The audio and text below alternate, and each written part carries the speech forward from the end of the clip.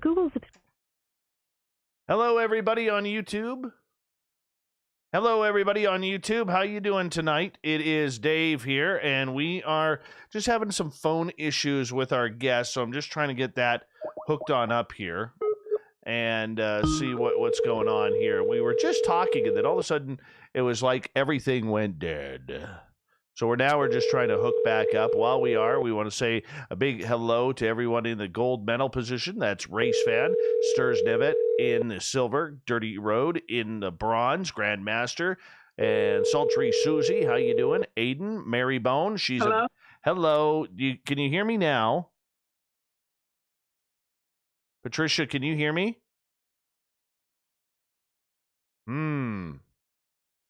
Patricia, can you hear me? I can't hear you at all. Oh, my. I don't know what happened here. Do you have me on mute? Or your sound? I'm talking like she can hear me. Let's go here. I'm just going to try her from my cell phone.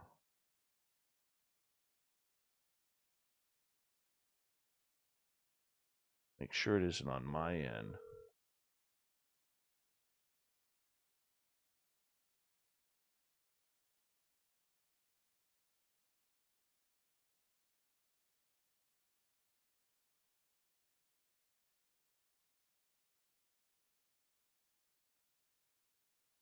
Hey, Stu Gerson. Helena, how are you? Gorgeous Becky Bailing, thank you for coming on in. Joshua, good to see you. Mr. Cowley, welcome back to the show. Oh, Mr. Cowley loves his spaced out radio. Let's try this one again.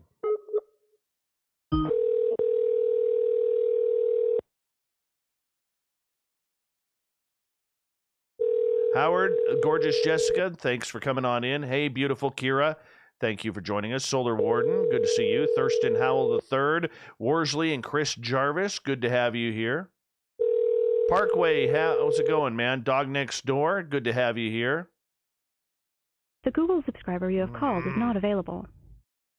I wonder if she's rebooting. Dirty Fylth, thanks for coming on in. Parkway, nice to see you. Overprotected 1111, how are you? Looney, Project Blue Book. The gorgeous and talented Emily Bigelow, otherwise known as Alaska's greatest athlete, is here. John Swan, good to see you. Kurt Seltzer, welcome back. And let's go scrolling down. Aaron, Chris Plain, welcome to the show. The Jim Christie, everyone. The Jim Christie is here. Sinister, good to see you. Mental Pancakes, nice to have you here.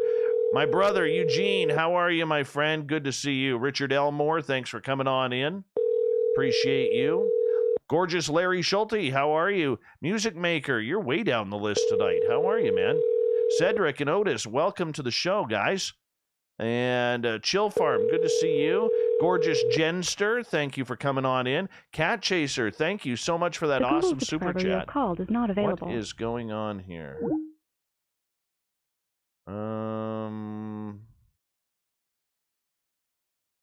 She must have some issues with her phone right now. You know, we connected beautifully like a little bit ago. Oh, I better start this. Hold on.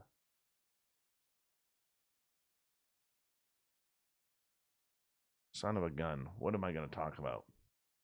What am I going to talk about? This is called stress going onto the radio. Hi, Jenny. How are you? Kim Jellin, thank you for coming on in. Gorgeous Jules. UFO Garage. Hey, Ben, thank you. Cherry Pepsi Mike, that's a nice tie in your picture. Did you tie that yourself or is that a clip-on? Be honest. NP, good to see you. Kim Jellin, always a pleasure to have you here. Greg Moyes, thank you for joining us. The Google subscriber you have called is not available. Apparently. Please leave a message. We are in trouble. We are in trouble.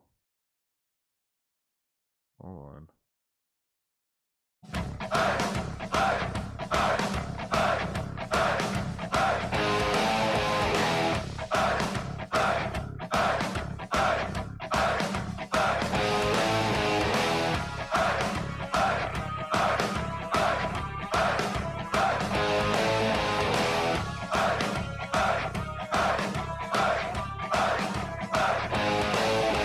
From the mountains of central British Columbia to you listening around the world, this, my friends, is Spaced Out Radio.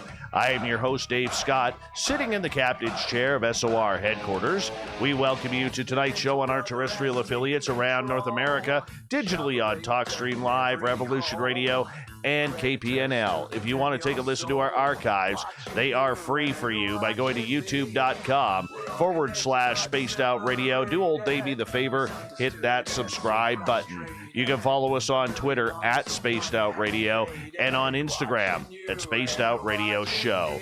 Our website is spacedoutradio.com, where we have a plethora of features for you, including rocking out to Bumblefoot and reading up on Captain Shirk's SOR Newswire. Tonight's show is brought to you by Chive Charities.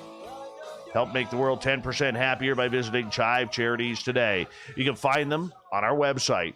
Now, we are scheduled to have Patricia Avant on the show tonight to talk about a great documentary that she has created called Black People See UFOs Too. And we're going to get to her, but all of a sudden, like literally about 3 minutes before the show, she couldn't hear me on the phone. I could hear her. Our audience on YouTube could hear her, but we couldn't hear her, or she couldn't hear us, I should say. So we are trying to fix this right off the bat here and try to get it going. I'm trying effortlessly to get this thing going. But, you know, the show has to go on.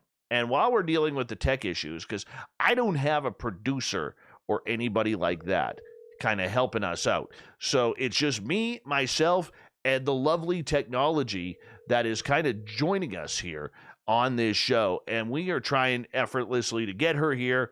And hopefully, just hopefully, we can. This is a topic that I think is very important to the UFO field because it's very culturally diverse. It shows another side of ufology, one that I think has probably been ignored quite a bit over time. And Patricia has literally said, you know what? She's noticed it too and wants to deal with it. And this is why we are bringing up this very important topic. Black people see UFOs too. The problem is the phone lines aren't working very well. So I'm trying her from my cell phone. I'm trying her from our Skype line as well, which we do connect into. And so that's how we are trying to get this done. So anyways, I got to talk here and make a show happen. By the way, I don't know if any of you are football fans, like NFL fans, okay? Cleveland Browns starting quarterback Baker Mayfield went on Twitter and literally caused a little bit of a ruckus. I don't know if you guys heard it or not. I really don't. Corns, the booking guy, can you try and get a hold of Patricia via email just to see if she has another phone number that we can try her at? That would be absolutely great. But Baker Mayfield of the Cleveland Browns, their starting quarterback, former first overall pick in the NFL draft. This is his latest tweet. This comes from yesterday. He tweets out, almost 100% M, his wife Emily, and I saw a UFO drop straight out of the sky on our way home from dinner. We stopped and looked at each other and asked if either of us saw it. Very bright ball of light going straight down out of the sky towards Lake Travis. Anyone else witness this? So there's been over 40,000 people who have jumped on this, given it a like, and trying to make words and everything that we're going to, that we are trying to, make happen. So anyways, Baker goes in. Thank you, Corrence. I appreciate that. Baker goes in and puts this on Twitter. Well, Colin Cowherd from the Herd football show. Now, if you know Colin Cowherd, okay, you know that he's pretty pointed, pretty directed, and at times pretty arrogant. At least I think so. Okay, in regards to the way he broadcasts, but it's his style. That's why he gets paid mucho dinero in order to make this happen. So what does he do? Colin goes out and says you would never hear a franchise quarterback talk about things like this. He goes, Joe Montana, Troy Aikman, Terry Bradshaw, and Tom Brady have never seen aliens. I would prefer my guys don't talk about it. I mean, it's in the off season, but for Colin, there is no off season. And he decides that, as a broadcaster and a so-called football expert, that these guys aren't allowed to have lives or have, apparently, UFO sightings. So he absolutely rips Baker Mayfield on this. Rips him. Basically calling him an idiot for talking UFOs. That this is not something that a star quarterback in the world's greatest football league should be talking about. But here we are talking UFOs. So here's what happens. Tom Brady, the GOAT, literally 7-time Super Bowl champion, responds on Twitter to what Cowherd said and says, how do you know I've never seen aliens, Colin? Boom. There's the tweet. Now, a guy named Greg at Rogue Bigfoot replies to Tom Brady, says, go on Spaced Out Radio to tell Dave Scott SOR about your sighting. So I said, yeah, at Tom Brady, let's not talk football, but some aliens. Invite is open. Now, I'm 114% sure that is never going to happen. Ever. But it's an interesting story nonetheless that the GOAT is talking about aliens. So, of course, I have to tweet, the GOAT has aliens. You have to.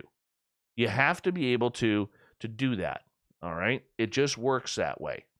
So it's very interesting how all of a sudden the subject of aliens can all of a sudden deter a starting quarterback, a young up-and-coming starting quarterback in the NFL, that aliens are taboo. We can't be talking UFOs. We can't be talking aliens. You know what? I want that to happen. I want them to talk about it. You know why? It makes for easier understanding that when we get people like that who are talking about it, people in those categories. Hold on.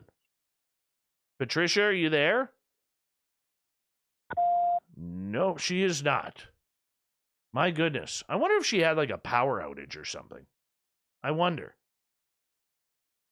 But anyways, continuing on. What do you guys think about trying to get when you see star athletes or movie stars come out with their sightings? Do you like it?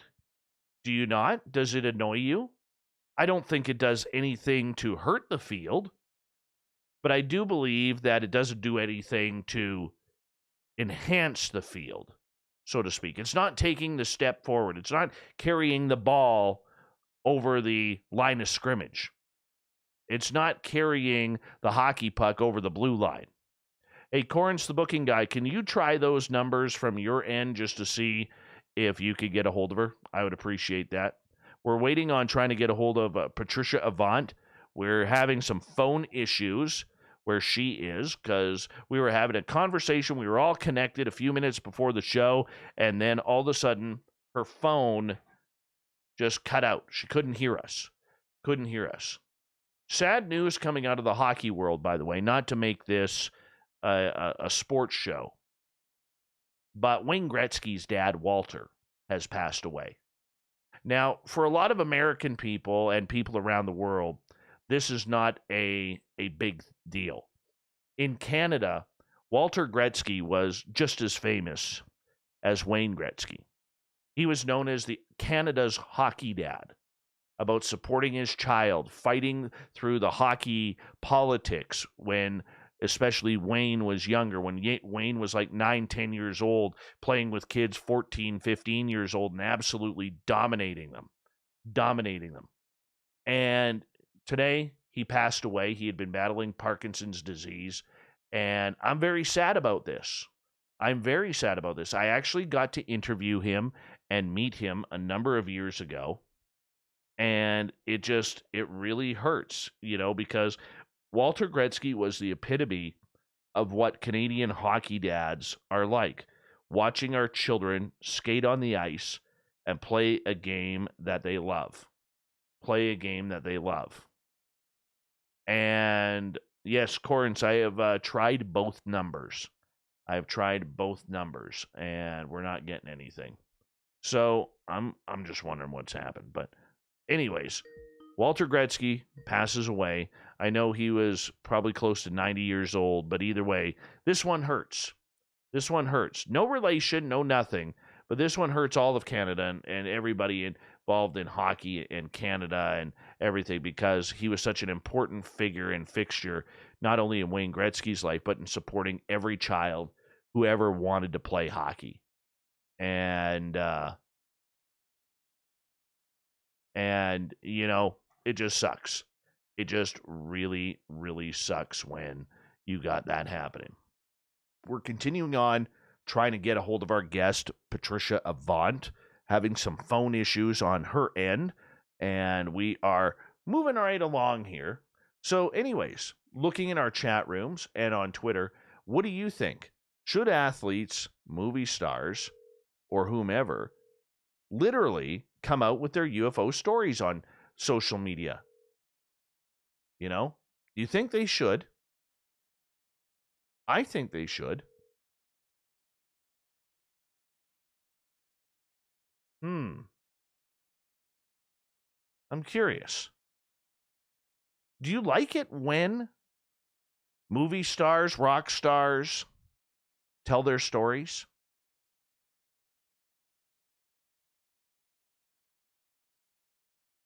I do. I don't think there's anything wrong with it, because they are human. Like I said, though, what I don't like, is the minute somebody comes out. Or have you ever noticed this? I was talking to a friend of mine earlier today after this Tom Brady thing, or this Baker Mayfield tweet came out. And I was talking to him, and his name is Sean. And I said, Sean, what do you think about this? He goes, does nothing to help us out.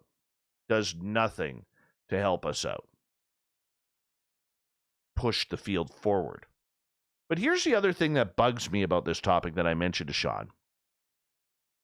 You ever notice that when somebody's career has been washed up for like 10, 15 years, 20 years plus, and they're just itching to get their face back in front of the camera, that it's always like a reality TV show or a paranormal / UFO / cryptid show? You ever notice that? I can't stand that.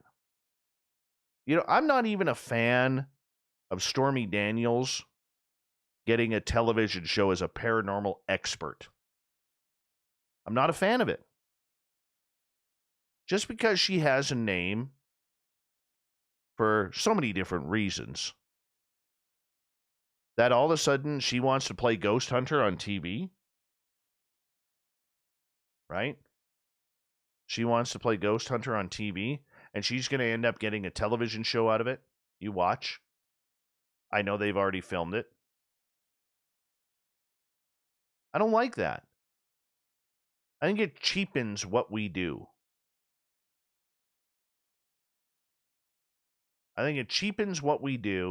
And it puts another laughter on the subject. Or when you hear like somebody from the Brady Bunch family going on, yes, I saw a UFO back in 1983 and it scared me. There were lights in the sky. It was about 15,000 feet above me. I couldn't tell what it was. I started to blame Marcia. Who else do you blame in that situation? You got to blame Marcia. But that's the way it goes. That's just the way it goes. Right? You know, the infomercial crew. As thank you for that. Overprotected 1111. I appreciate that. Yes. It's Marcia's fault. Marcia. You know? Look, there are some talented people. Look, Rob Lowe's show when he was on the air, and let's face it, he hadn't done much in the acting industry in a few years. Not many, because he did star on that television series with Martin Sheen when he was president. I forget the name of it. Good actor. But all of a sudden, he's a crypto researcher. All of a sudden, he's a ghost hunter. All of a sudden, he's a ufologist with him and his boys. Cool show to do. Very cool show to do.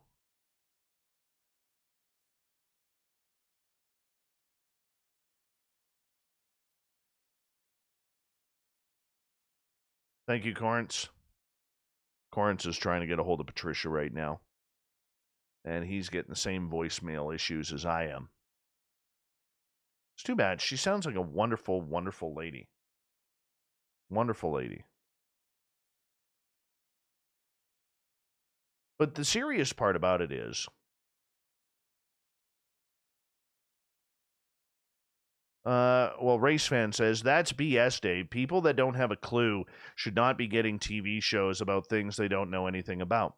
But it's the face and name recognition. If you and I were stars back in the 80s, we could get UFO or ghost hunting shows. We totally could. We could paint our faces up in camouflage and get our own TV show. It's true. I totally believe that we could. Why? Because you have namesake. I mean, when are we going to see Eric Estrada move from the infomercial land to all of a sudden being a ghost hunter? That's what I want to see. I want to see Ponch ripping up with Zach Bagans as the newest member of the Ghost Hunters crew. Or Ghost Adventures crew, pardon me. That's what I want to see. I want to see Ron Popeil invent Ghost Hunter 6000. Set it and forget it. Who knew ghost hunting could be this easy? Only 3 easy payments of $39.95. 3 easy payments of $39.95. Ghost Hunter 9000. Set it and forget it. Oh, come on. That is funny. All of you guys should be laughing about that. No, our guest, just so you're wondering why I'm babbling here, our guest, Patricia Avant, is having some phone issues on her side. We were in contact right before the show, and all of a sudden, her phone weirded out, and she couldn't hear me. We could hear her. She could not hear me. So we're trying and efforting to get a hold of her right now to see what is going on.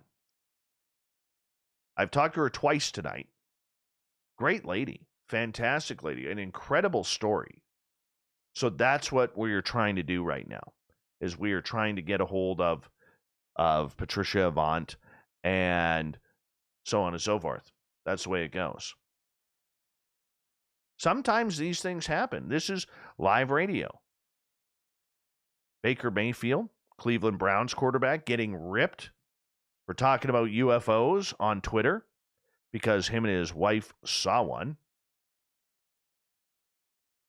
Tom Brady comes to his rescue like the goat that he is, saying to Colin Cowherd, "How do you know I haven't seen aliens, Colin?" It's brilliant.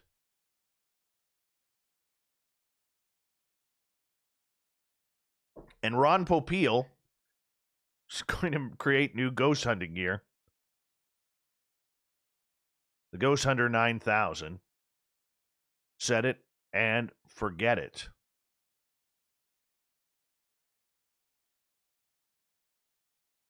I love it when people judge a show before they've heard it.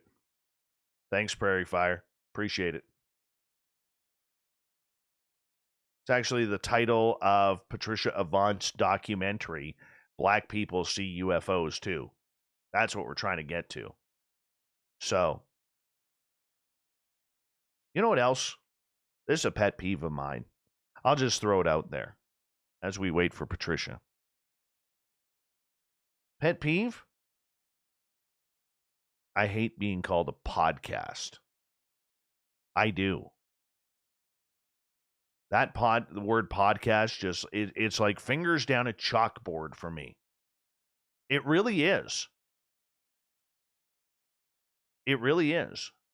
Can't stand the word. Can't stand the term.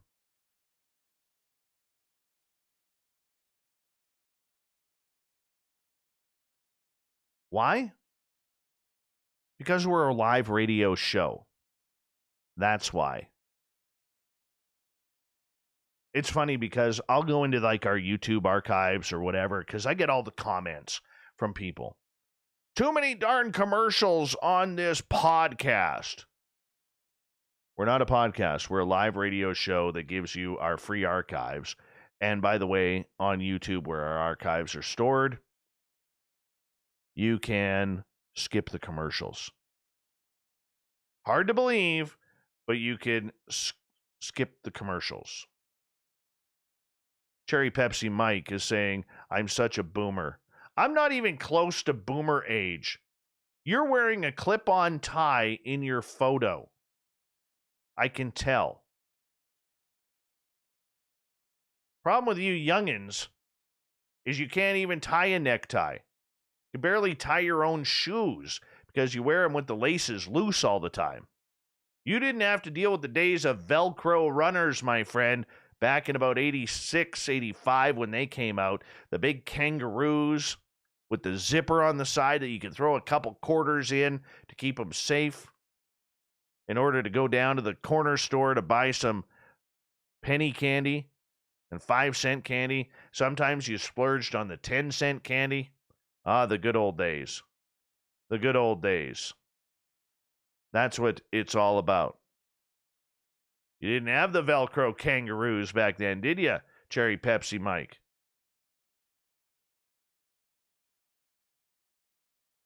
John, it doesn't mean that I look down on podcasts. I'm just saying for my show. Don't like being called it. Don't like being called it.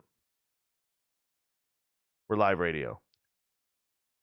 Oh, Michael's getting all defensive. It's not a clip-on tie. I 100% tie my ties, Italian imports. And I bet your shelves are made of rich mahogany. Do you have many leather-bound books, too? Let's go to commercial. Spaced Out Radio continues right after this. We're going to try and get a hold of our guest tonight, Patricia Avant, so that way we can get into her great documentary and move on from there. Spaced Out Radio continues right after this.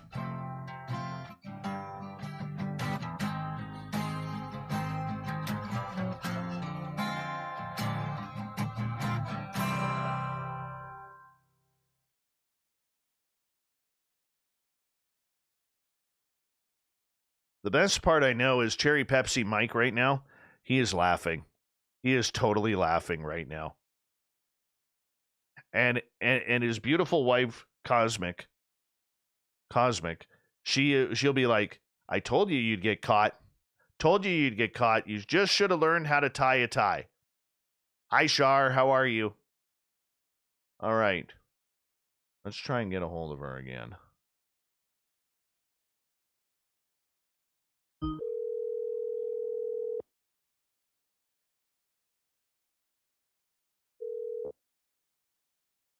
Oh, hold on. Can you hear me? I can hear you. Can you hear me? Yes. What was going on with your phone? I don't know. I think it was the computer, so I just shut Oh, that one down, got my laptop, and started from there. not a problem. You had I to reboot. You had to reboot. had That's to, good. yeah, everything. It just went completely dead. That's okay. I had lots to talk about, including one of our listeners wearing a clip-on tie in his photograph. Okay. I don't know anyone who owns one. Right, right. Well, maybe he just loved them. No kidding. No kidding. I'm so sorry about that. Oh, if that's It just went berserk. if that's the worst thing that happens tonight, we're doing just perfect. We're doing great. All right. We are then. doing just perfect. Okay. I had to go and let my laptop charge up a little bit. But everything's fine now. I think we're good to go. Not a problem. Not a problem. Okay. Thank you for that. I'm just gonna let's see. Michael, Patricia does not know that your ties are Italian imports. He's such a character. He's embarrassed right now. Okay. He's probably spilt cherry Pepsi on his t-shirt right now. And his wife is bugging him that I caught him. Mm-hmm. I totally know. This is the kind of fun we have around here. This is the kind of fun. All right, we are going to come back from break here in about just over 2.5 minutes. Oh, there's Patricia in the chat room there. I like clip-on ties. Oh, that's awesome. That is awesome. Oh, now you're really putting some egg on my face there. Cherry Pepsi Mike is going to be all, told you, Dave, she loves clip-ons. You are amazing. Thank you. Thank you for that. You're welcome. Oh, yeah. Oh, wow. All right. Are you comfy? You got your slippers on? I'm all set here. I've got more computer screens going than I ever had. I'm looking at you on YouTube on the old computer. I'll wave I'm to you. talking to you on the laptop. Oh, that's okay. That's okay. We're gonna have fun. This is a new thing for me. So is it? Yeah, I've got all these things people have told me to get, ring lights and microphones, and they're all just laying on my desk. I had to figure out how to use them. Oh no, you're gone again? No, I'm here. I'm listening. Oh. I'm listening. We're going to be playing this hello game the entire show. Hello? Hello? Patricia, it's time we do a sound check. Hello, 1, 2. Hello, 1, 2. That's right. Or have to do a backup beep so I know that you're still there. Beep, beep, beep.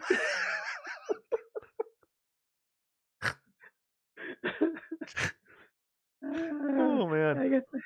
Are you saying I have a big butt and I cannot lie? No, I'm saying I have one and I cannot lie.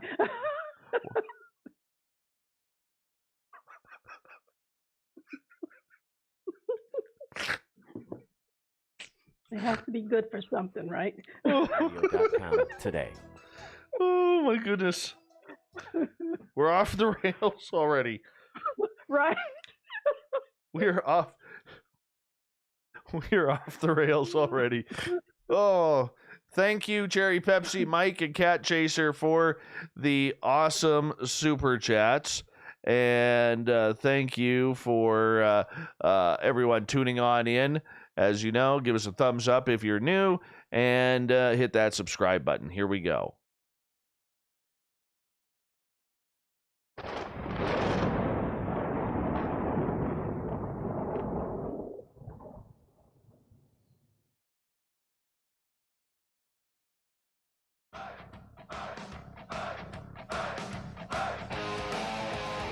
Second half hour of Spaced Out Radio is underway right now.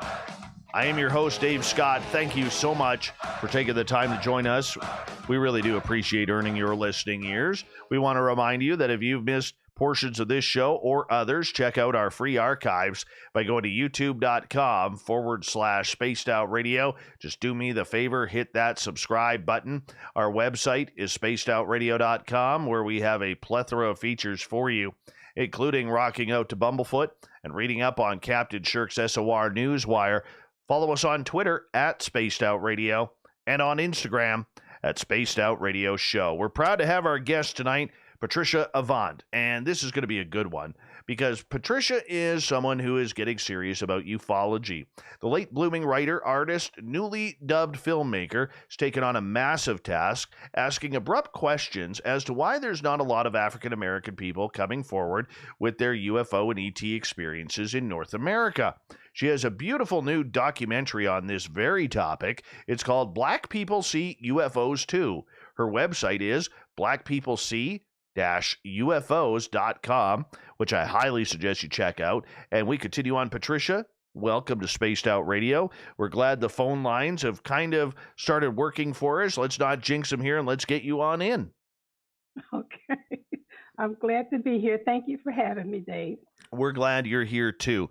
And I got to turn up your level just a little bit on my end here. Patricia, you know, when we come to UFOs and sightings, this is always a very personal topic for a lot of us. What is your experience that kind of led you into this phenomena? I really didn't have one. I stepped out on the patio in 2016 and saw the 4 orange orbs hanging there, very low. And following that year, I got a camera to video the moon, and I started videoing everything but the moon. But I didn't have one. I didn't actually believe in UFOs until I saw the orbs that day, that night. I didn't really believe in them. So tell us what you saw. What were these orbs all about? Well, I was watching television. It was really, really hot June, July night. Had the windows, curtains open, and I looked to my left, and I kind of see this orange thing hanging between two flat buildings across the street from me in a kind of a vacant lot there. And I just kind of looked away and didn't think anything of it. It wasn't glowing really loudly or anything, just kind of hanging. So around the third time I look, and of course I'm thinking it's the same thing, one thing, but I get up, go on the balcony, and the one that was hanging there is gone. I look to my left, and there's 4 of them hanging. And they were just in perfect formation, just waiting. They were just hanging there. So I called my son. We go, he's, well, maybe it's a drone, maybe it's this, maybe it's that.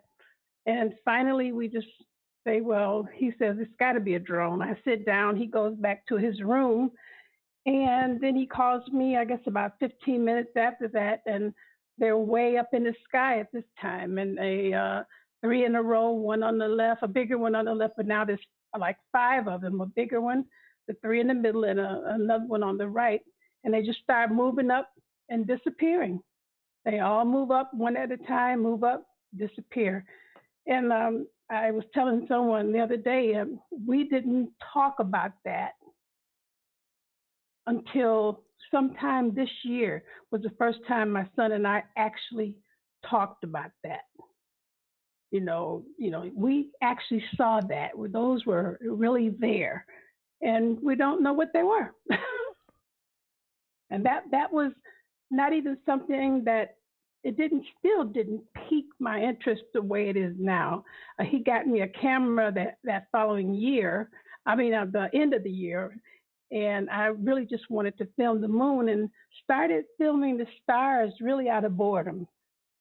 And then the next thing I know, they're just doing all these crazy things, and that went on for a year with me. No. So I believe now. These same orbs were pretty much visiting you for a year? No. The orbs I haven't seen in that way again. I've seen them all throughout the sky right since then. But I started getting the visits from the things that are in the documentary. That went on for a year. Oh, well. And really, it's still going on. It's not as much as it was, but I'm beginning to kind of, I don't know, what do you call this? They're showing up again, I guess. You got aliens. That's the So, way we say it around here. You got aliens. okay, it's kind of like mites. Well, hey, we all have to have something, and around here we seem to have aliens. So these orbs that you saw, these orange orbs Mhm, that floated off into the sky, at the mhm. time that you saw them, did you go around talking to other people saying, "Hey, have you ever seen anything like this?"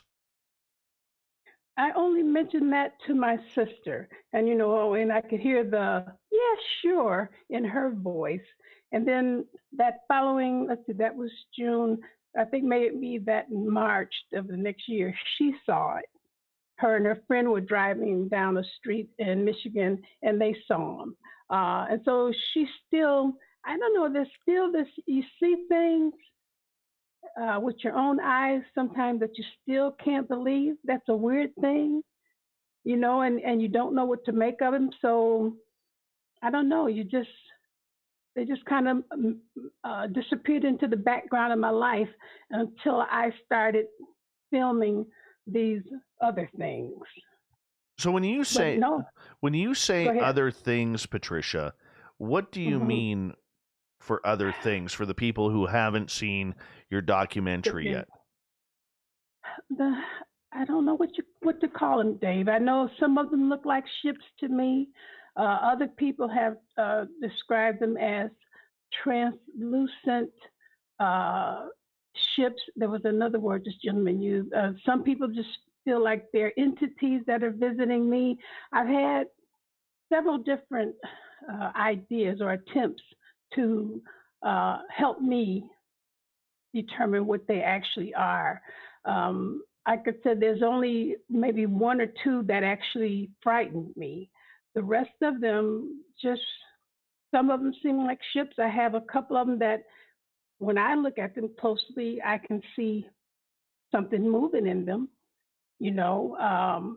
But I don't know what they are for sure. I couldn't say to you, yes, these are absolutely aliens.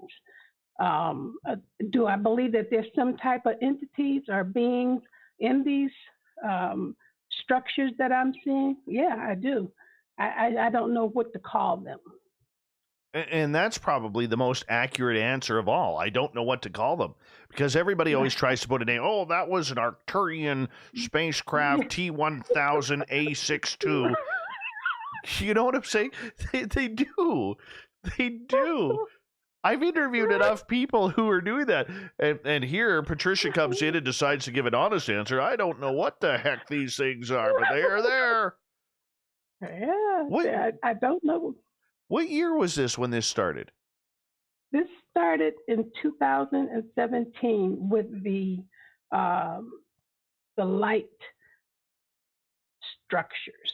I saw the orbs on 2016. I got the camera in 2017, and I'd say early 2018 is when I was, I guess I could say, either devoted or possessed with it because they were just everywhere and things that I would film something, one thing, and maybe put it in the editor to look at it closely, slow it down, and there would be other things there that I absolutely did not even see with my naked eye.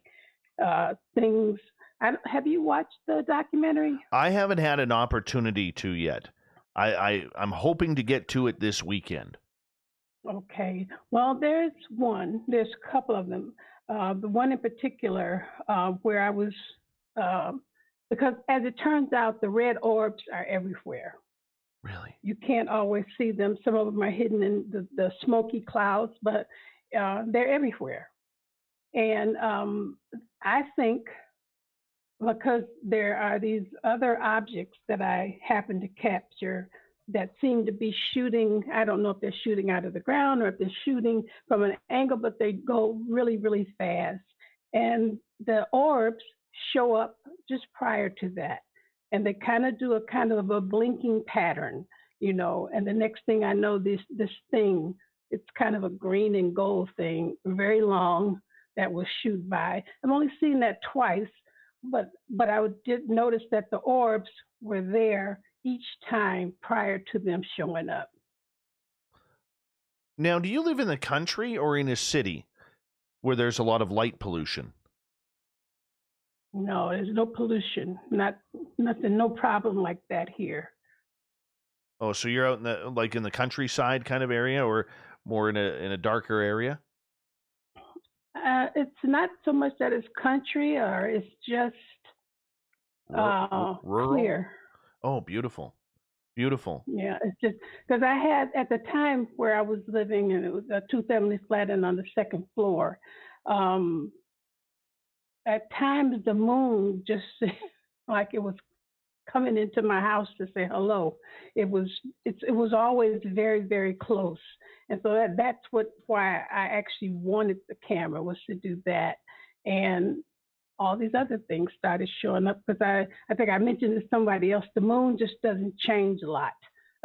It got kind of boring the closer I could get, and I didn't see anything. Nothing was coming my way, so I got a little bored with that and started trying to see if I could film a star, and lo and behold, You got aliens. got aliens. You got some aliens there. Patricia, previous to 2017, Mm-hmm. who were you? What were you all about? Like, had you ever had any type of weird, strange phenomena happening? Maybe not UFOs, but maybe any paranormal activity, or anything along those lines? Or did you, like the majority of us, have a pretty normal life up until this happened? I had a out of body experience, and I've had this kind of thing that's been going on with some type of light um, in my eyes.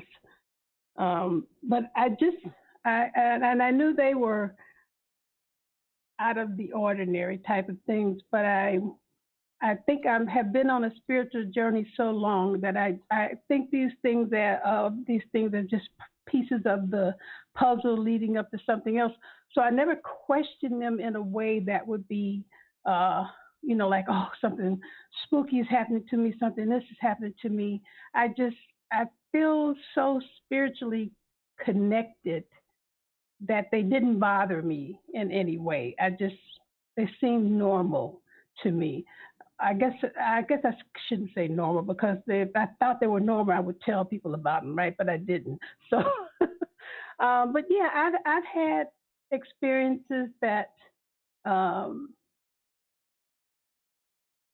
were out of the ordinary, but I still did not believe in aliens. I don't even like the word alien. I like spiritual being or entities. But I just think alien is just has too much Hollywood connected to it. But yeah, I guess I haven't. I read recently that people that have a lot of trauma in their lives tend to have these kind of experiences more. And if the trauma started early enough in your life, the experiences don't seem that far-fetched or that out of the ordinary to you.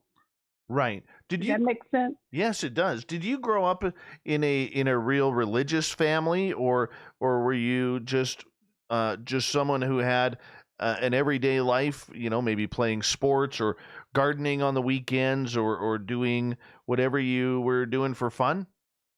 No, my grandmother was very religious, and my mother too, in a way. She quoted the Bible all the time, and you got in a lot of trouble if you didn't. My grandmother was a Jehovah's Witness. If I didn't go to the meetings, but I was always trying to read the Bible. I thought about that the other day. I think I was always trying to read the Bible to find a way out of my traumatic experience, wanting to be somewhere else, anywhere else. And because I believed what they told me, I thought I could find that in the Bible. So I have always tried to understand it, even though, of course, as a child I didn't. But excuse me. But so I guess in a way, without actually knowing that that's what was going on with me, that I actually was very outside of my own body experience myself at a very young age. I have early childhood memories that don't seem like, a lot of people would think that's not possible for you to remember something at 9 months old, excuse me. But again, I've lately learned that things that are connected to traumas, regardless of the age, can stir or hold on to those memories longer, or have more vivid memories than somebody that's not experiencing trauma from an early age. For people who have never had an out-of-body experience, such as myself, and the idea of it just absolutely freaks me out, Patricia, to be blunt, what does it feel like to travel outside your body? Well, I have to explain that it was not something that I sat down and decided, oh, I want to do this. In fact, I didn't believe in that until it happened. That happened as a kind of a result of something negative, but it didn't scare me. And what I found myself in a kind of an argument where the next thing I know, I'm watching myself from a corner, from the side. I couldn't see the front of my face, but I could see myself from the side, and I could not hear. It was so I have in my own personal experience, I understand that as out of the body, out of the flesh, we can still see. But I think probably everything we do is probably mental, as far as communicating. But it did not feel anything. I didn't feel any specific way. And I was only frightened once I kind of returned to my body, because I didn't feel like that wasn't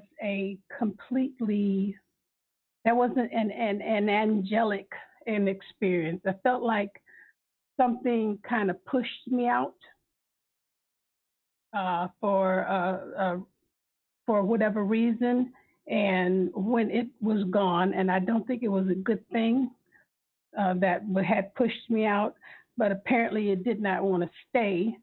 But I had gotten so angry, and I made space for it in that anger. And when it pushed me out, I was up in the corner. When it left, the person that I was angry with obviously felt enough relief that I had returned to me, that they got up and scooted around me, and I just walked home. I never told anybody about it at that point. I didn't talk about it till some years later, Very interesting. Very interesting. Yeah. So then all of a sudden you start seeing these weird orbs in the sky, and then weird craft that you can't explain because you're actually being honest, and it's not the Arcturian T1004-QPX. And well, one of them might be, actually. I'm disappointed that you haven't seen it, because I think if you see it, then you would understand more of where I'm coming from. Because if you haven't seen the things that are in this video, then I don't think you can really understand the depth of what's going on with me and trying to understand them. Well, because I filmed every one of them, and it's probably over 200. I just haven't, there's so many of them that I just haven't, I'm overwhelmed with trying to get them up. And I think I probably should actually do a second documentary as opposed. I was trying to put them up one by one, but that's a little time consuming, and plus revisiting them, some of them I hadn't looked at for over 2 years, is bringing, it's awakening something else. And yeah, I'm disappointed that you haven't seen it. Well, you know what? As a major experiencer myself, I'm not trying to make excuses, but there are very few things that I haven't experienced. So that's why I can connect with the energy and understand fully with what you are going through and what you have seen. Like, for instance, I try not to make the show about me, but those orange orbs, I've seen what you're talking about. The first UFO I ever saw back in 1994 was an orange orb, almost like a Tic Tac shape. Okay. And I watched it fly for a few minutes right over from my house, right over to the airport that was nearby that shut down at midnight. And there it was. So a little bit about me, I've been face to face with extraterrestrials. And I'm not talking in the dream state. I'm talking in the wake state. I've had aliens show up at my window during this radio show. I've seen black triangles and orbs and all sorts of weird things and beings that kind of go along with that. So you and I will get along just fine. I promise you that. Oh, I'm sure of that as well. So learning about you, as we have about 90 seconds here to go before we have to go to break at the top of the hour, Patricia. For you, what did you believe in regarding UFOs? Did you believe in them before these incidents occurred, or did you just never pay attention to them and like don't even care about the subject? I didn't believe in them. I didn't. I still have some problem with even with the abduction part of it. Because I didn't think, what would be the purpose? Why would anything super intelligent need anything from us? That's what I couldn't wrap my head around.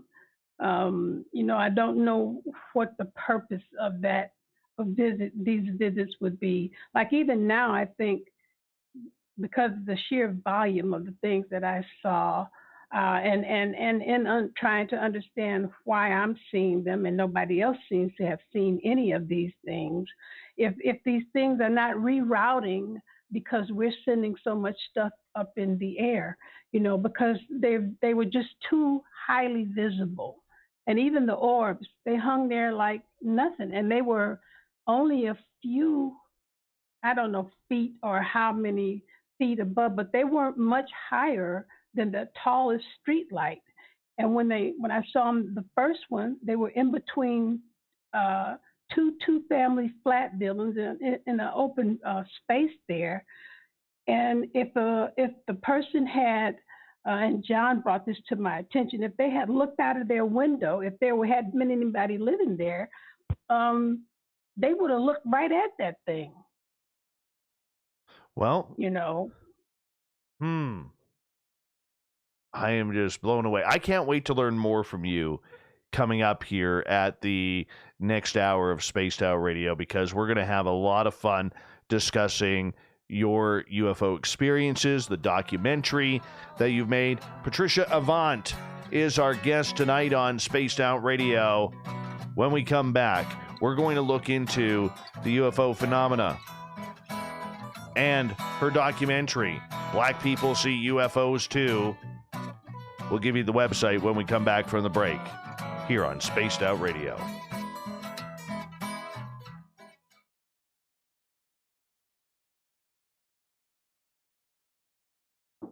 There we go. Hold on one second. All right, I am going to quickly run my dogs out. I'm going to turn your microphone down, and you'll hear some commercials on this end, but we got about 5.5 minutes, okay? All righty. I'll be right back. We are independent, and there's no cost to what we do. All we need is your experience. Let's find out what's happening together on the SOR Sightlines Report. Hello, space travelers. It's me again, Carl. Don't forget to join the Space Travelers Club for just $5 a month and follow Spaced Out Radio on Twitter at Spaced Out Radio. Our Instagram, Dave Scott SOR. Our Facebook page is Spaced Out Radio Show. Our archives are free at youtube.com/Spaced Out Radio. Come woo it up with Spaced Out Radio today. Bye! Get your horns up with me on Spaced Out Radio. This is Ron Bumblefoot Thal. Come tune in to SOR where you can hear me rock out with Little Brother is Watching, the official theme song of Spaced Out Radio. And then come on over to bumblefoot.com where you can find out about my tour schedule, my music, and everything else. Bumblefoot.com keeps you up to date on what I'm doing and the best way to stay in touch with my music and music camps. Sign up for my newsletter at bumblefoot.com and remember, Little Brother is Watching.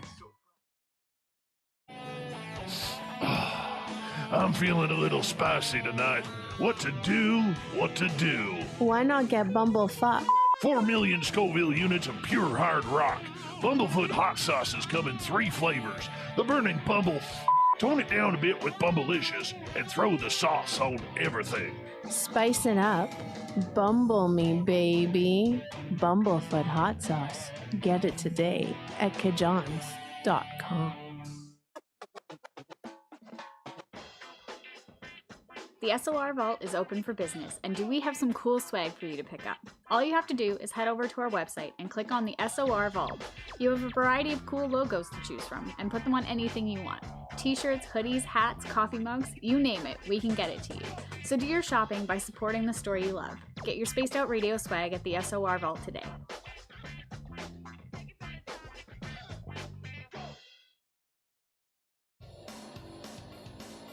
We all know on Spaced Out Radio we love a good beard and mustache, so why not take care of your facial hair with Mighty Moose Beard Oil? Made in Canada, we're taking care of beards and stashes around the world. We use 100% natural ingredients with our oils and balms to make your whiskers feel silky smooth. Use promo code SOR2019 at mightymoosebeard.com today.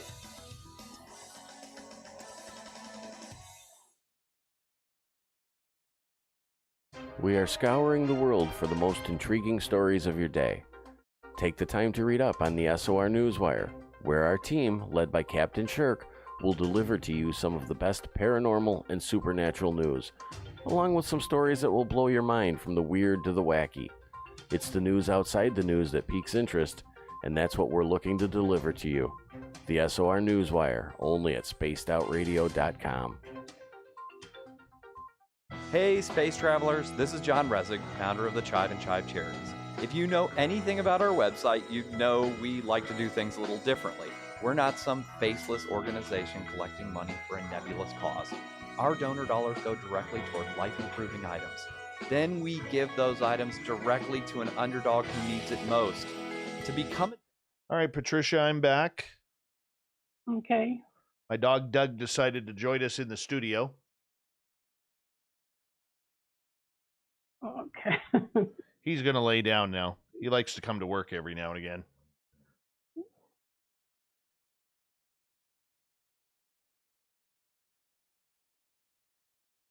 All right. Let's see. Hey, Sovereign, how are you? Padura Abo, welcome to Spaced Out Radio's chat room for the first time. Thank you for joining us. Hey, Chris Mo, thank you for taking on in the show. Eric, how you doing? Nice to have you here. Jacques, how are you? Nice to have you here. Who am I missing here in the chat room? Scrolling on up here. Jeremy Jones, welcome.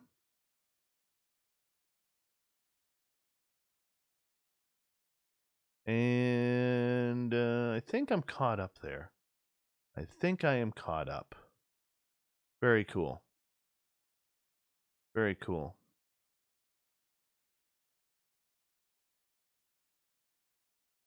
This is so exciting. Your images that you've captured are actually quite incredible.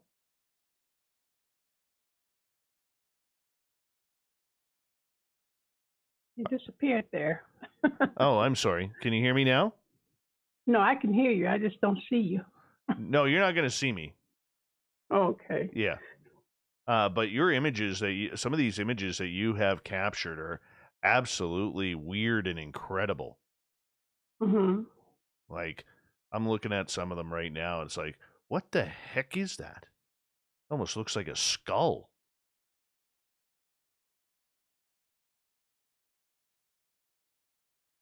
Orion Grays, welcome to our chat room for the first time. If you're new, we are a live radio show, so that's the reason why we are in a commercial break right now. I will post the link here in the chat room for all of you guys to hang out and check it on out here.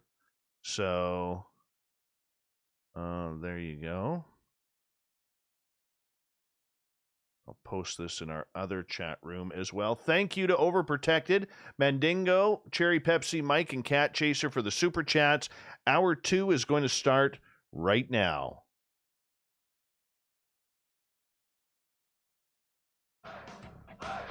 You're listening to Spaced Out Radio with Dave Scott. Follow Dave on Twitter at Spaced Out Radio and on Facebook, Spaced Out Radio Show. Hour number 2 of Spaced Out Radio is now underway. Thank you so much for taking the time to join us. We really do appreciate earning your listening ears, especially those listening in around North America on our terrestrial radio stations and on our digital stations. Revolution Radio, TalkStream Live, KPNL. All of our archives are free by going to youtube.com/Spaced Out Radio. Just do old Davey the favor, hit that subscribe button. The Desert Clam has set the password for tonight in the SOR Space Travelers Club. Debaris. Debaris is your password. Use it wisely, Space Travelers, as the Clam sets a password each and every night right here on Spaced Out Radio. Our website is spacedoutradio.com, where we have a plethora of features for you, including rocking out to Bumblefoot and reading up on Captain Shirk's SOR Newswire. Follow us on Twitter at Spaced Out Radio and on Instagram at Spaced Out Radio Show. We continue on talking with documentary director, producer, Patricia Avant. She has a brand new documentary out called Black People See UFOs Too.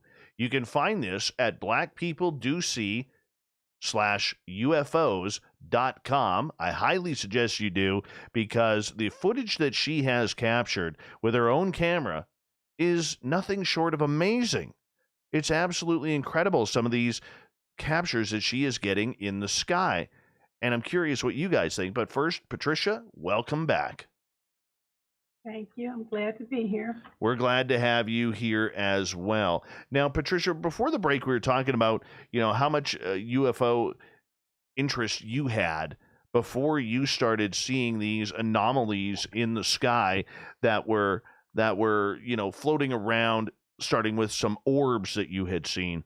At what point did you decide that you were going to take all of this footage that you have created and make a documentary out of it? December last year. I just decided to do it, and everything that I needed kind of fell in place. And so I put them together and just put it up there. And it had been up for about a month, and I was having a conversation with a gentleman about love, and the next thing I know, he retweeted my pinned trailer, and this happened. Now, you have a little bit of what some people may say, a little bit of a controversial title. Black People Do See UFOs Too. Why did you decide to go with that title? Well, it's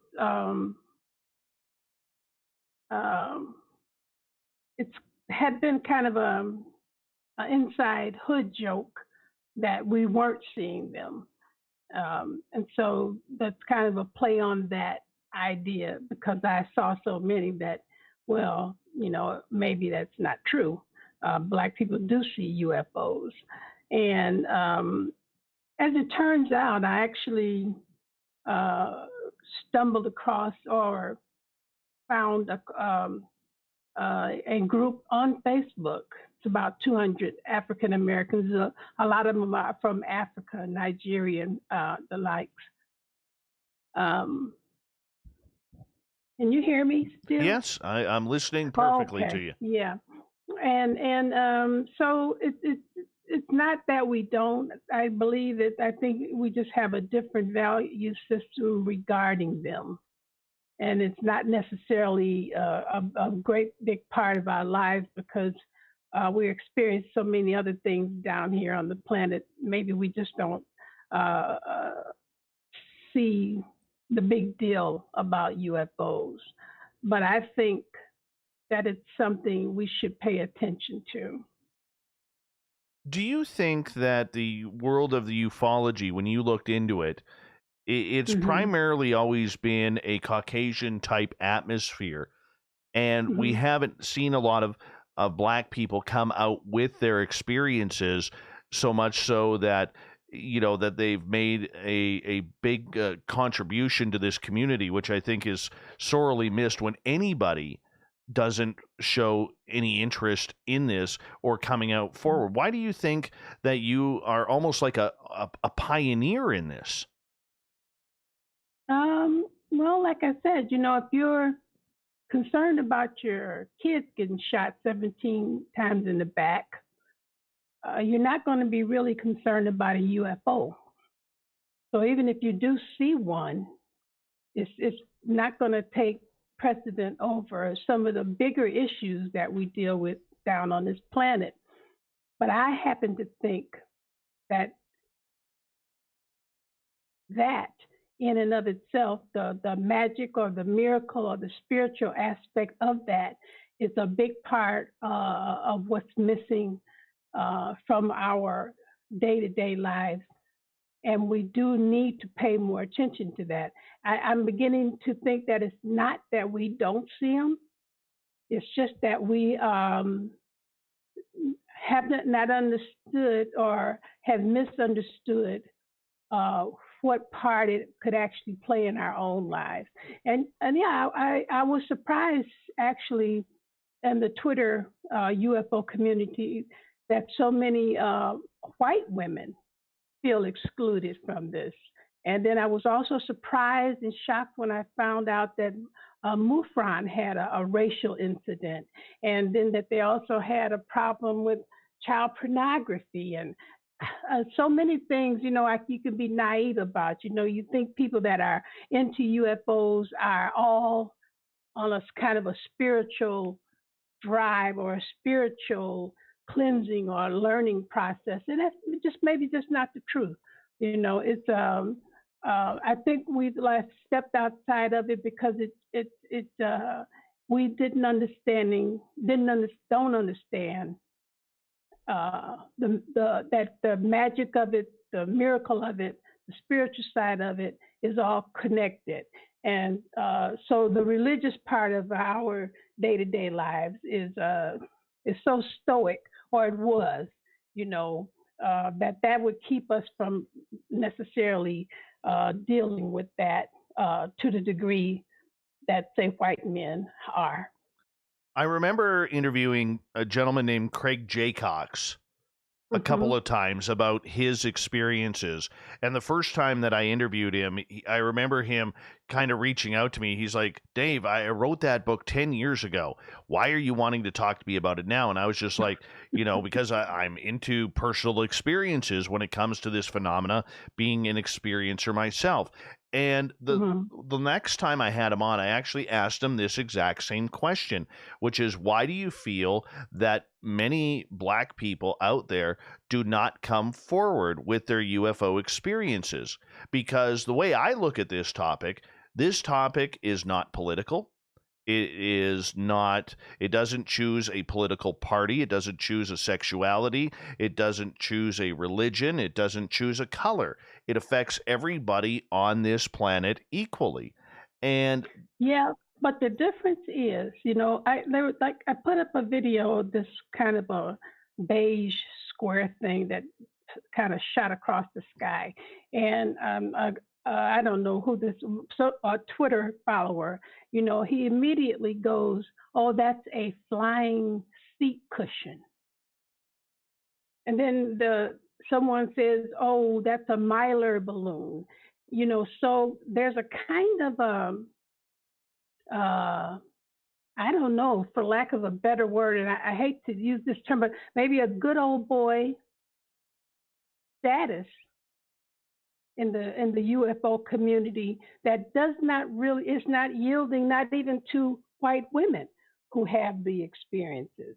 There was one guy that said that the reason women are not in the UFO community because they're not good researchers, and that kind of an attitude. So as a rule, when you exclude white women, you exclude everybody else, black men, you know what I mean? That's generally how that goes.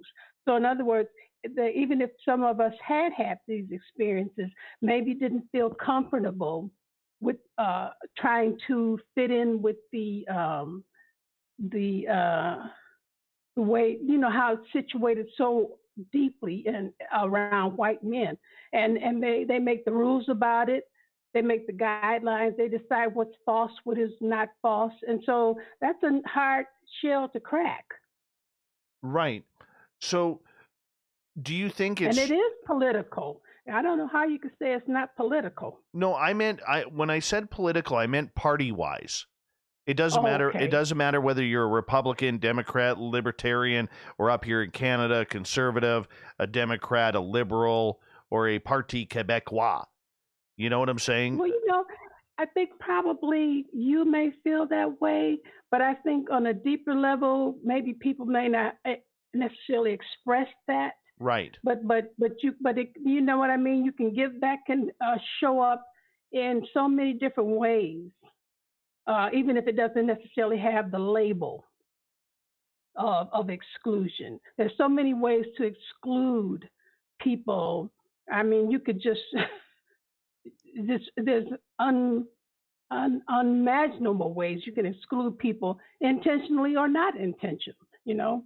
So I think that some people have political understanding, background, maybe Democrat or whatever, Republican or whatever, that would not necessarily agree with another person's idea without saying, well, I don't believe that because I'm a Republican. But those kinds of things are so deeply embedded, as we've learned over 2020, you know, Democrat, Republican, and what people, how that affects people's lives and their decisions and who they deal with and who they don't deal with, that it is political in a way that is maybe just not expressed with a flag or the elephant. You know what I mean? Very true. Very true. I think that's a brilliant comment. I really do. And when you look at this being a black woman who is now going to all of a sudden turn into a leader in this field, hopefully encouraging not only black women, but Hispanics, Caucasian, Oriental, it really doesn't matter. You know, do you look at it and say, look, we can have a voice. We can have a say here. We deserve a say because we're all equal in this game because the ETs really don't care. They're taking us all.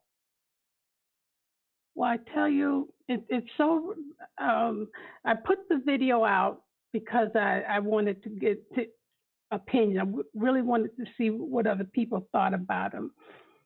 But it's such a spiritual part, it's a big part of my spiritual journey. I'm like 68. So, you know, 70, 73, maybe 80, who knows, you know. My biggest, I guess if you want to use the word concern at this point, is what happens next. You know, so I think if you, it's a spiritual thing for me. And I don't see how it could move forward any other way. Because I know a lot of people like to separate the religion or the spiritual aspect from this, and that the aliens are coming to do great harm. And I just, the term, of course, I don't like the term aliens. I think there are demonic spirits and there are angelic spirits, and the two just are able to do the types of things that they can do that are outside our realm of understanding. But I think that we have to really separate this whole idea of the men are better at it, the women can't do it. All of that's got to fall aside. I mean, I don't know if I'm any kind of leader in that aspect. I don't really have a UFO background. I've not done any research, so to speak. I feel like everything I've found out about it has been spiritually put in my path for me to see.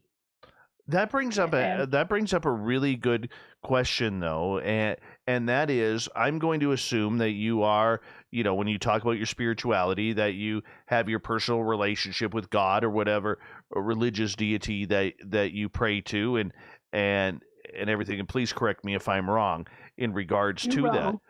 But okay, so have these experiences brought you closer to your own spirituality and what you think it's all about comparatively to when it was before you had these experiences?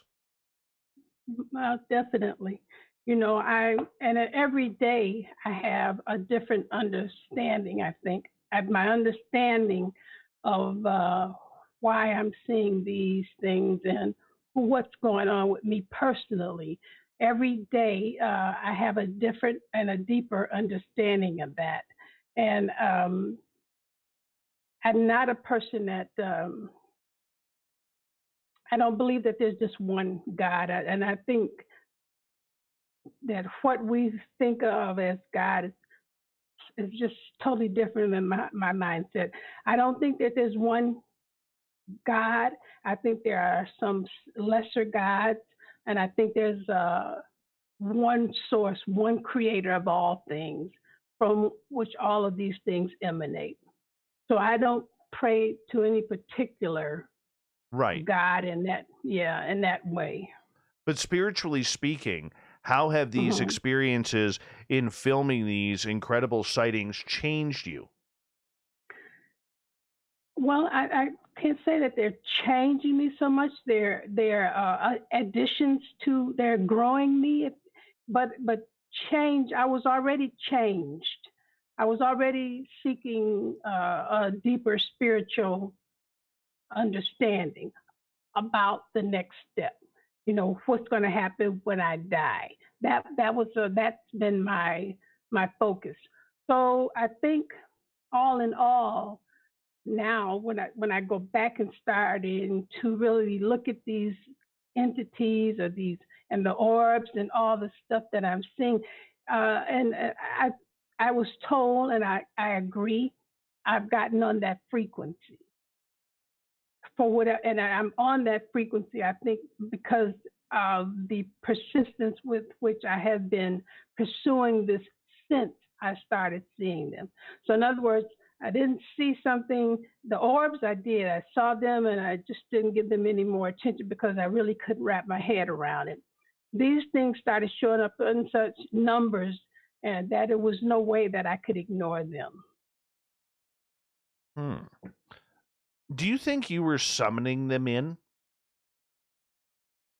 Well, I guess if you get on their frequency, that is not a summoning where I'm doing any kind of ritual, but like attracts like, right? And you bring into your life what you focus on. And I think that, like I said, people see something, and I forget who said this to me, but that you see one of these things or something out of the normal. And actually, I saw this on Capturing the Light, where the lady's son they were sitting there videoing, interviewing her daughter-in-law, I think. And in the window behind her, suddenly these things start showing up as they're talking to her. And the son made a point that he saw it with his own eyes, but that he knew for a fact when he got through talking about it, probably within 2 days, he would forget about it. Interesting. Yeah. So I think, but for me, that wasn't the case. I eventually I saw, and they started showing up so much that I couldn't ignore them. And for 2 years, I just would look at them and cry over them and just be deeply moved by them. and didn't know what to do with them. And then I decided I needed to share them, and I showed a few up on Twitter, and people would look, but I'm sure they don't know what to make of them at all. There's a still shot at the end of the video. I put up like 10 still shots, and I'm amazed that nobody has mentioned them, because one of them, two of them, I mean, if these aren't actual beings, I don't know what they are. And they are so clear that I have to rethink that if anybody has saw them, maybe they've scared them or something. I don't know, but many of them look very angelic. Mm-hmm. Now, what are you looking at? Some stills? Yeah, I'm looking at the stills. Mm-hmm. Well, I have a different view on angels as well. I don't really know what they are. I just know that they showed up and I got them on film. But I know that they are, I don't think they were trying to harm me. Like I said, I only had, I think that one that you were looking at, the ship, it looked like, I don't know what it looks like. That was only the one that scared me, because I was filming and then it disappeared and I thought it was gone. And so I have this thing where I keep on filming, and then when I put it in the editor, lighten it up a little bit to see if there's anything else. And I was really shocked to see that at least 3 minutes after I thought it had disappeared, it was not only still there, but it had, I guess, moved itself in closer, because I had zoomed out as far as I could zoom. And it was so close that it was like somebody was in your face. And that was the only one that scared me. A lot of them that you captured seem to have faces. Mm-hmm. Like they just seem to move on the video, where all of a sudden they'll look like a face with like blank eye sockets or a long slit for a mouth. Did you notice that too? That's only one. It's only one, and that's the one that I'm speaking about. That's the only one that does that. And if you get a chance to watch the documentary, you'll see that thing starts out in a totally different shape. Yes, I'm watching that right now. I'm watching that right now, and it totally does. And and all of them did that. They start to morph into something else. And so what I started to do after that, of course, is something led me to start dropping them in a media encoder, is what it's called, so I could see them frame by frame. And what I found that eventually, when you got to like the middle of the frames, it might be 10,000 frames, it might be 20, just depending on how long the video is. There was something very definable in the center of those things. But that thing changed, probably 4 times? Mm-hmm. And ultimately, it ended up looking like a rock. These are just absolutely incredible. And as we go to break here at the bottom of the hour, I want to encourage all of our listeners to head over to Patricia's website, blackpeopledoc-ufos.com, where you can watch the documentary and all of these great things, I guess that's the way to call it, that she has filmed from her sky. We're going to learn more about this documentary. Once again, blackpeopledoc-ufos.com. Patricia Avant is our guest tonight. We're having a wonderful time with her. Stay tuned. More Spaced Out Radio continues after this.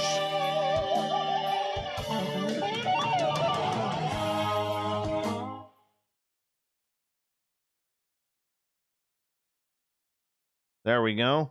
This is flying on by. It is really. I thought I was going to need more coffee. Oh no, we'll keep you amped up. We'll keep you amped up. I'm usually up anyway. I've just been having trouble sleeping these last a week or so, and so my sleep cycle is really off. Right. Because I'm normally up anyway. But I was sleepy this afternoon, and I took a nap, and I'm so sorry I missed you. We probably kind of got all of this phone stuff straightened earlier, but Oh, that's okay. That's I had okay. to take a nap.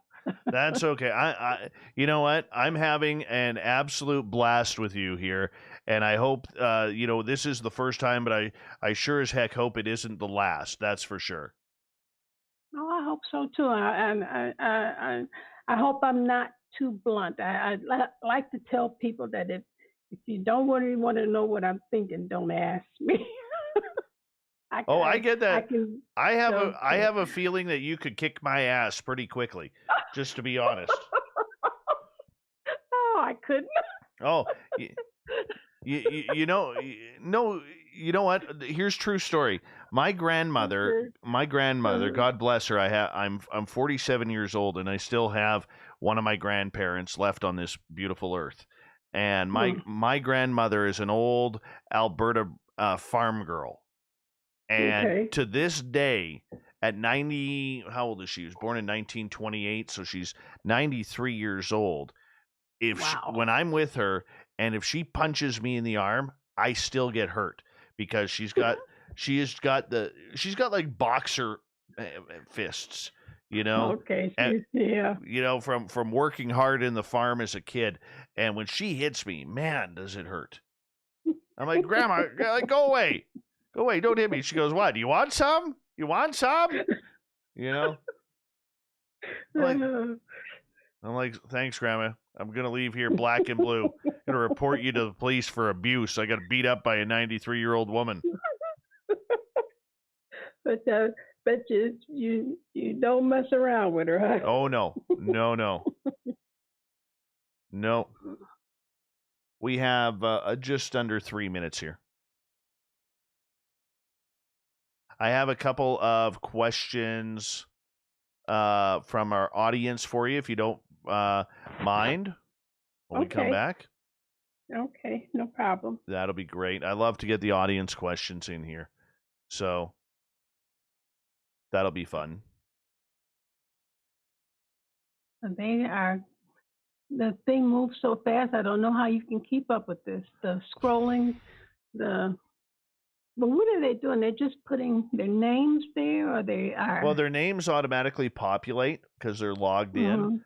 And so, like right at the bottom there where you see Denali Princess, she put in or at AA Ron Heisner. I see an off-center yellow chakra and a Shocky blue chakra. Okay. Yeah. So type it in. Yeah. Not necessarily. Okay. Yeah. So how long have you been doing this, Dave? You said, I know you said at the top there, and well, I have a radio background. So I started in radio in 1998. I left in 2007, but I started this show in 2014. So November 30th, 2014 is when I started it. So we're about 6.25 years old doing this show. And we have a blast. I have a blast doing it. Sometimes it's stressful, but I'm sorry. You had entities show up at your door? At my window. We nicknamed him Carl. Is he on a regular basis? No, he's only showed up twice. Once was at my window on April 20th, 2015. And then in 2018, him and his buddies, two of his buddies came, and I was literally, after the show, like, how you were talking about the energy? You just kind of know. With Carl, I had one day in 2018, I just had a feeling he was around. Like the energy I just picked up on. And after the show, I went up on my patio, and I could hear the talking all around. So I'm standing outside at like 1 o'clock in the morning on my patio and listening to these aliens have a conversation. It was kind of cool. So they've never approached you? Not that way. I have been taken. I have been taken. about 7-8 times Okay. that I know of. But hold on, my friend. We're just coming back from break, okay? Okay.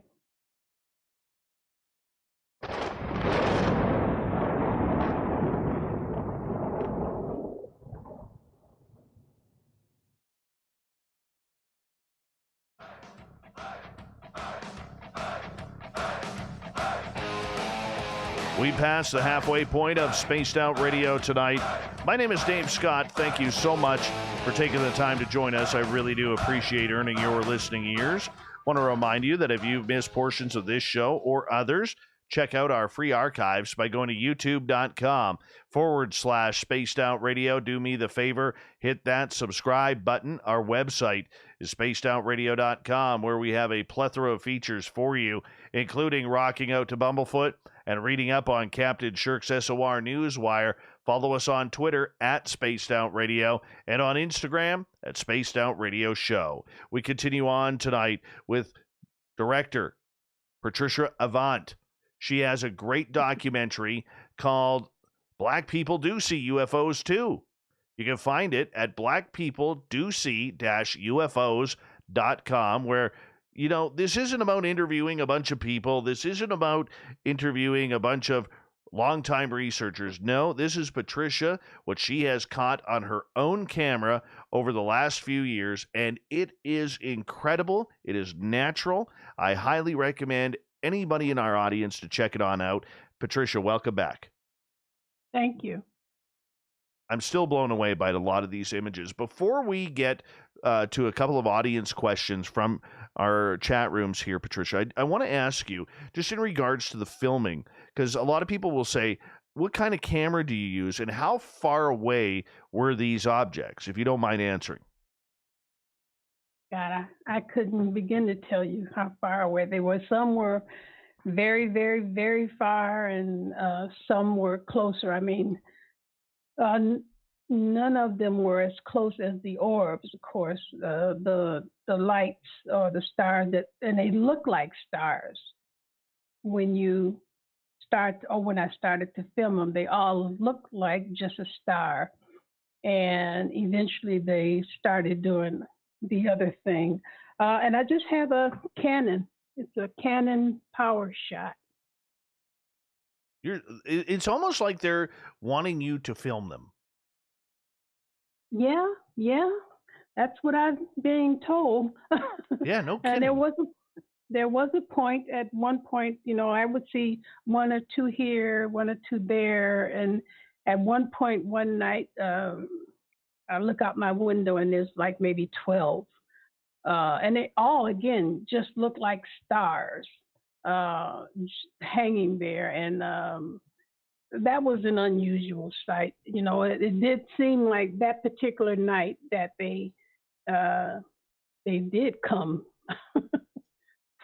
to see me or to be with me. And it was a pleasant night, except that was also the first and only night that I actually at some point felt like I was being watched. Up until then, I was the watcher. Yes. And then I had that one experience, and I think I probably said this a million times. It did kind of scare me, you know, to think, and I don't know why I wouldn't have thought it before, but I didn't. And this time it felt like they made it known that we see you, you know. So it's been a very interesting process, this whole thing. Where it's leading me to, I don't know. But the support has grown, and I really do appreciate it. Because even though I say, you know, I feel this way or that way, tomorrow I pull up another one, and it just kind of brings more questions. You know, if I'm able to see these, and some of them are so beautiful, I just can't imagine how life does not reflect this beauty all the time, Russ. Sometimes I don't understand the really ugly side of life when you can have something this glorious and this beautiful and this mesmerizing and this moving. And I don't, so it just, it can bring more questions. But then sometimes, again, I'll go back and look at something and it will calm me down or give me a kind of a peace that I don't understand either. It's a weird thing that's going on, but that's why I'm sure it's all connected to the spiritual journey that I have set up for myself. Okay, I got to go to a couple questions from our audience here. Okay. From our YouTube chat, a girl who has no name is asking, Patricia, what do you believe are our human beginnings? How did we get here? Why are we here? Oh my God. It's deep. Well, I don't know, man. My level of understanding about that is so outside the norm that some people might be offended. So I don't know if you, and I know that you have some guidelines. So are you sure? No, go for it. Well, I've come to believe that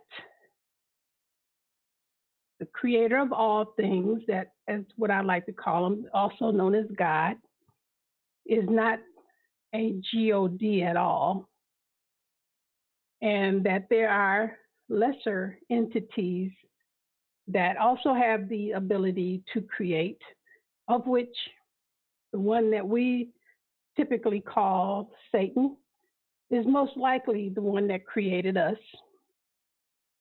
And if you delve into that and who he was and what was going on with him, then to me it explains all of the physical, mental, emotional issues and flaws that we have, and that is because it was flawed. You always talk about this God creating these perfect things in there. We're perfect, but we're not. We're terribly, terribly flawed, full of disease, full of emotional and mental issues. Don't even get started on the racial crap. You know what I mean? When we're abusing children, we're abusing dogs. We're doing everything crazy.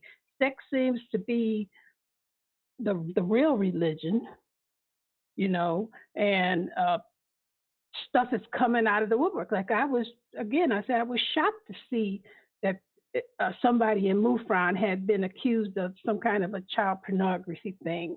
But it's par for the course, because this particular entity that we call Satan, that may possibly be our actual father. And if you go through the Bible, Jesus was always telling us that Satan is your father. And I don't think most of us thought he meant that literally. But I have come to a place where I think that is possibly the truth. And I don't know where we all came from. I don't know what it's all about. I don't know why they can't just say, okay, this is too screwed up. Let's blow them all out of here and start all over again. Supposedly he did that once. But if he is not, of course, the creator of all things, he does not have the ability to do, all certain things. Why it's going on and on like this, and with all this trouble, I don't know. There has to be a reason. And right now, the book that I kind of pull all of my information out of is the Pistis Sophia. In my personal opinion, it's probably the most important text on the planet. But it's not for the faint-hearted, because when you get to the end of it, it's throwing out some dire consequences for choices. And so why we're here, I think we're just a creation of a lesser God creator, and some other entity or the major or source has had some, what's the word I want to use? he's there. We didn't choose to be here ourselves, so we're given an opportunity to kind of get things right before we die. I could go on and on with that, but that's the gist of where I am with that. All right, let's get over to George's question. He is asking, when you were filming, did the sightings look different in person from what the camera captured? Yes. I could be looking at the camera and watching this thing move. And if I let my eyes drift up just a little bit and look up at them, it would look like they were just sitting there. And the only way I would know that they were actually moving is they would go out of the screen, And so I started to take my screen and kind of move it as close up to the back of it so it would have space to move. Because I have the screen on my camera is really small, and I had absolutely zero skill or understanding of how to set it up and get it right. So I ended up just putting it on auto. And the other thing I'd like people to understand is I had absolutely no intention of sharing this stuff. That, I only started thinking about that much later, but I had no intention. So if they don't look professional, that's because they aren't. All right, let's move on to another question here. And this one comes from Cedric, who is asking, Patricia, what are your thoughts about Betty and Barney Hill in their case? Have you looked into it? Yeah, I know about Betty and Barney Hill, and certainly everything that they said. And I think she actually got some information from one of them, right, about a structure or something. I believe something happened to them, that they experienced something, without a doubt. Just like I believe the lady in Capturing the Light. When somebody suggested that I look at that video and the similarities. Now nobody's talking to me. I haven't had anybody. She says that the entity started to give her information. That hasn't happened to me, but certainly, if there is such a thing as you getting on the frequency of these things and then connecting that way, then I felt like she also had done the same thing. So that was very encouraging for me to see that. Very cool. Very cool. Princess Denali is asking, she goes, I want to know what your state of mind is and how you feel right before you see them. Princess Denali is a very spiritual, Zen-like being that listens to this show. Again, because it was not something where I was sitting down meditating on, or even, there was never a night where I said, please let me see these things or anything like that. And again, every time they just looked like a star originally. So there was no state of mind other than eventually I was obsessed with, and so I was up all night and into the daytime filming them. I just could not stop. And I think I had mentioned the only reason I did stop at one time is because we had to move. And where I moved, I was not able to see. I didn't have a clear view of the sky. I have it in the back of the house, but it's not the same. But now, like in 2019, in a kind of a slower approach, I began to see them again. And so I don't have a state of mind. I don't know. I don't know what to say about that. There was nothing that happened to me, or no light arrived around me. I didn't feel any way, but I can say that several of them were so bright and so beautiful that I was overwhelmed by them and moved emotionally on more than one occasion to tears about them. But I've never woke up with any kind of aura or any kind of feeling that they were in the house or they're here, nothing like that. I would just get in the window and look. And whenever I saw a light anywhere, I started filming it. Follow-up question from Princess Denali. Do you feel them, whoever those beings are, in your heart chakra? No. Plain and simple. There you go. Good answer. Kira is asking, Patricia, do you ever get telepathic messages from these experiences?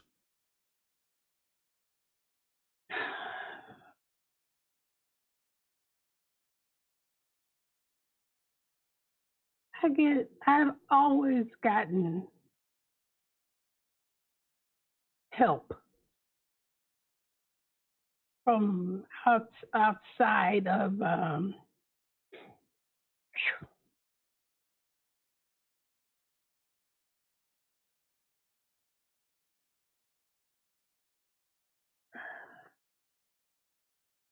so if I am, it doesn't feel like anything new. So I can't say that it's something directly from them or it or whatever. I've always had help. I guess that answers it.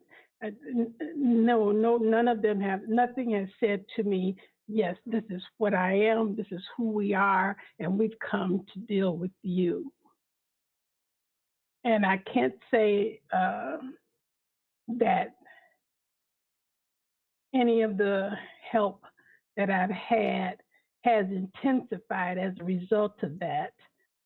I do think it's all connected. So I guess that answers it, kind of.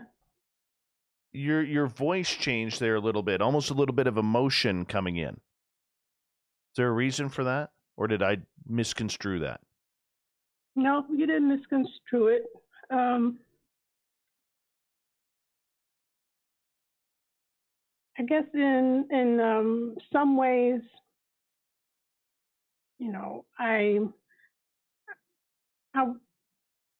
have not always understood that was not happening to everybody, if that makes sense. And so that connected with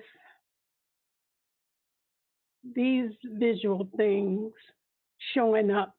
And I don't know, apparently nobody else seen them. I have become more emotional about it because I had all these films, I hadn't really looked at them. I see them, I had so many, I hadn't looked at them. And I guess because of the documentary, and I'm really viewing them every day, and every day I have a different emotion, I think, about whichever one I'm looking at, because even though I have this feeling that they're entities, and I can't say 1,000%, you know, I don't know what they are, but they do make me emotional sometimes, and so yeah, no, you didn't misconstrue that. I'm really surprised that it actually happened, right? Usually more in control of it. I can understand why. I've been in that same position with my own experiences and just not understanding the concept of why me. Have you ever asked yourself, you know, at this point in your life, why me? Why am I being shown all of this now? Every day. Every day since I really started, because I some of them, I guess I was filming so much, so often, And I got to the point where I just started pulling them off my SD card and throwing them onto these external drives. And some of them I pull up, like I think it was number 25 on the video. And I absolutely don't have any remembrance of seeing that. It's so huge and it's so big. And the one at the end, I thought, I took a photo of that. But if I had saw that with my eyes, I think I probably would have fainted. So some of them, going back over now and looking at every one of them, really, really looking at them. Yeah, every time I go, what is this really? And why am I seeing it? So yeah, every single day. And that's probably why I'm not sleeping well, because I just, sometimes I'll be looking for something else and I'll stumble upon it and I pull the video up and I got to look at it, and I just, I am overwhelmed with it, with the why me. All right, let's move on here as we have about 3 minutes to go before we have to go to break. And I want to get in a question from Jules, and this goes to your camera work. Now, you are doing this all via one camera that you have. Have you tried multiple cameras yet to capture the same effects? No, I'm not motivated that way. I guess in the same way that a professional photographer would be motivated.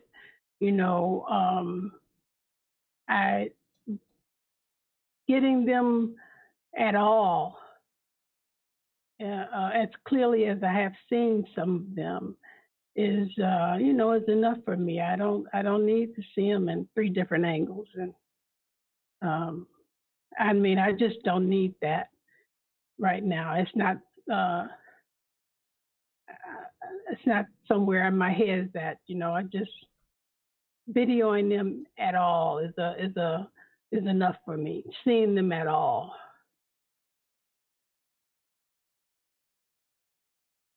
Do you want to continue seeing them?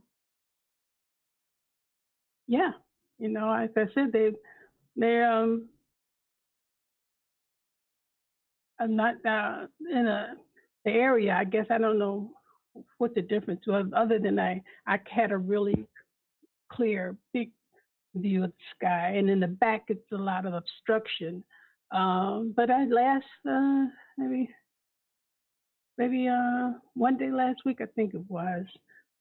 I go there, and I hadn't seen a light or a star in the back of my house for a while, and here was one, and I spent a lot of time with it.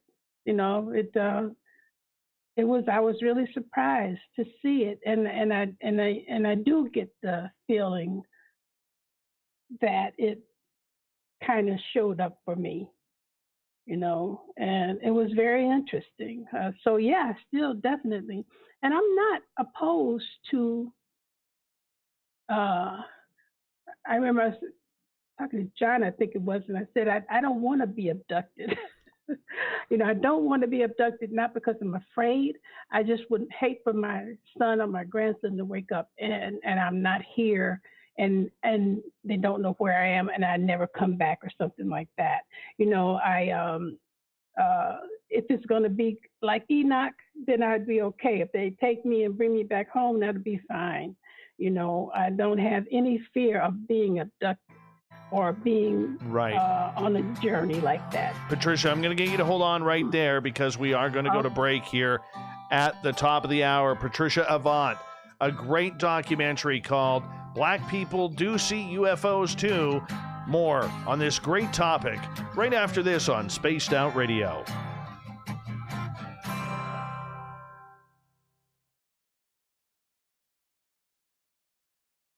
I'm just going to run my dogs outside. I'll be right back, okay?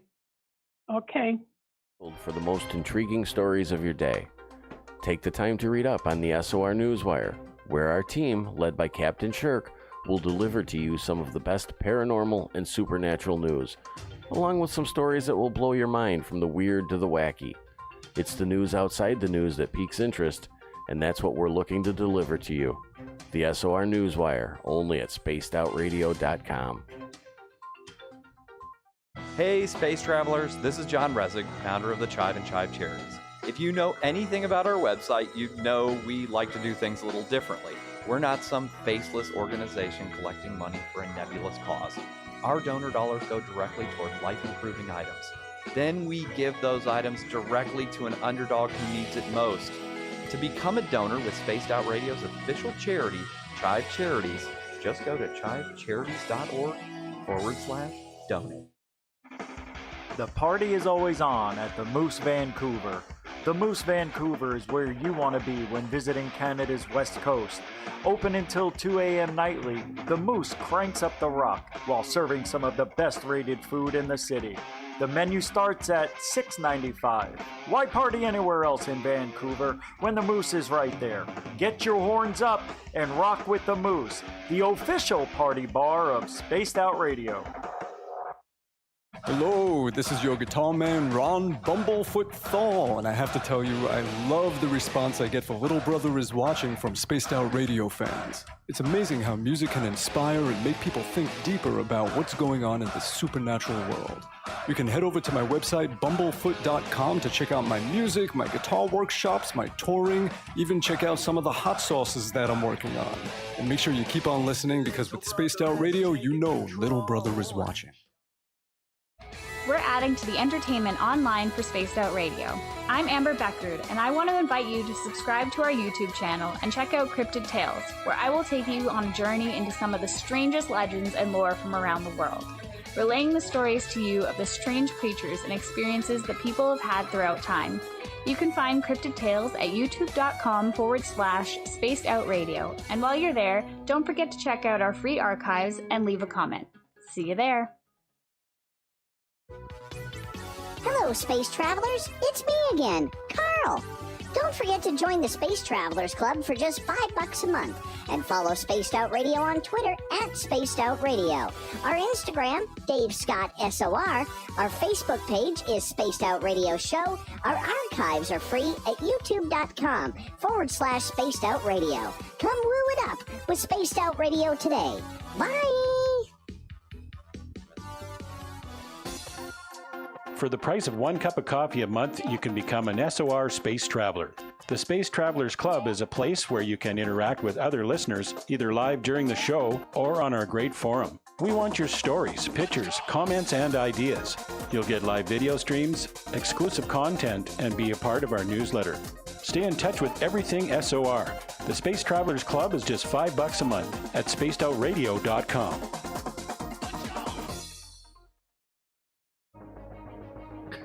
Hello, everyone. This is Ryan Stacy from the... All right, I am back. Okay. When we get to the bottom of the hour break, just do me a favor. When I say goodnight to you, don't hang up. Just I'll chat with you when through the break and say a proper good night to you. Okay? Okay. Yeah, that would really be helpful. Hello? Hello. Oh, okay. Are you having a good time? Yes. Yes. Thank you. That's awesome. I'm glad you are. Because and looking by the comments in our audience, everybody's really enjoying you tonight. Well, I'm glad. I don't want to upset anyone. I don't think you're upsetting anybody. That's for sure. Okay. Yeah, I think this has been a great show. Great show. We have just under 2 minutes left. Okay. Well, I'm going to sip some cold tea here. I'm going to grab my water here momentarily.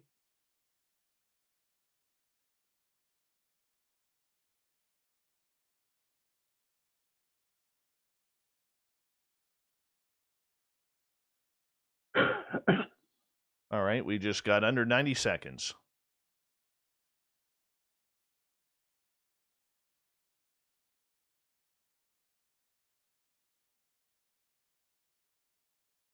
Mandingo in New Zealand says, Patricia, we appreciate your candor and we send you love. Oh, thank you.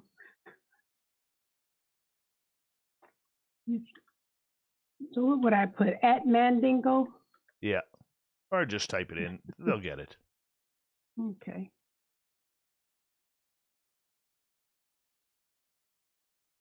And it froze. Overprotected. We love you, Patricia. Can't wait to watch your documentary. Hi, Sharon Thank Gee. you. All right, we got about 20 seconds. Thank you to Overprotected, Mandingo, Cherry Pepsi Mike, and Cat Chaser for the awesome super chats tonight. It's a great way to support this show. Thank you for the thumbs up, and everybody who's new, who has hit that subscribe button. It's been a great show so far. We're going to continue it here with Hour 3 coming up right now.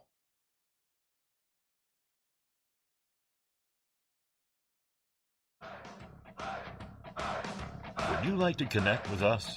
Head to spacedoutradio.com for all your latest show info.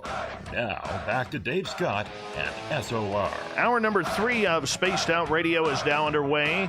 Thank you so much for taking the time to join us. We really do appreciate earning your listening ears. I want to remind you that we really do appreciate everyone tuning in on our terrestrial affiliates around North America, digitally on TalkStream Live, Revolution Radio, and KPNL. All of our archives are free by going to youtube.com/Spaced Out Radio. Just do me the favor, hit that subscribe button. The Desert Clam has set the password for tonight in the SOR Space Travelers Club. What do you got for us tonight, Clamster? Oh, yes, there it is. DeBarris. DeBarris is your password. Use it wisely, space travelers, as the Clam sets a password each and every night right here on Spaced Out Radio. Our website is spacedoutradio.com, where we have a plethora of features for you, including rocking out to Bumblefoot and reading up on Captain Shirk's SOR Newswire. Follow us on Twitter at Spaced Out Radio and on Instagram at Spaced Out Radio Show. For the final time tonight, we introduce our guest, Patricia Avant. She has a brand new documentary out called Black People See UFOs Too. You can find it by going to the website, blackpeopledosee-ufos.com. I highly suggest you check this out. This is her own original footage. There's no researchers, no so-called experts. It's just Patricia, her camera, and these really incredible ethereal beings, if we could call them that, floating around up in the sky above her home. Patricia, welcome back to the show. Thank you. It's a show that's flying on by here, and I know there are a bunch of questions from our audience still, and I'd like to get to a few of those if you don't mind. Not a problem. All right. Aaron is asking, has there been other people with you when you see these craft?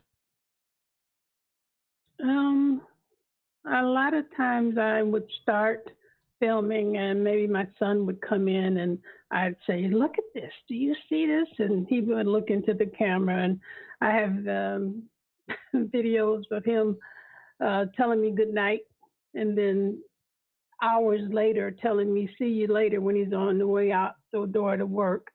And the only other, it was my son that saw the orange or reddish orange orbs with me. But I've always been in my house, and it's early in the morning or midnight and up to 6 or 7 a.m. or whatever.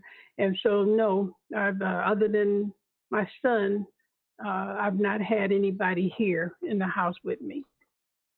All right. Bama is asking, Patricia, do you feel like they are trying to contact you, or have they? I feel like they just want me to know they are there. And maybe that we're not alone, because that is always has been a question, and if that was a question that I put out there, and then this is the answer. So, but contact me to say something specifically. I don't know. You know, if they are, I don't know what would stop them. And this is a good turn to Jenny's question here, who is asking, Patricia, I think you have been chosen to make people aware. What do you think of that idea? Well, every time I say in my head, I don't want to do another interview, I don't want to do this, then somebody else will email me and ask me to.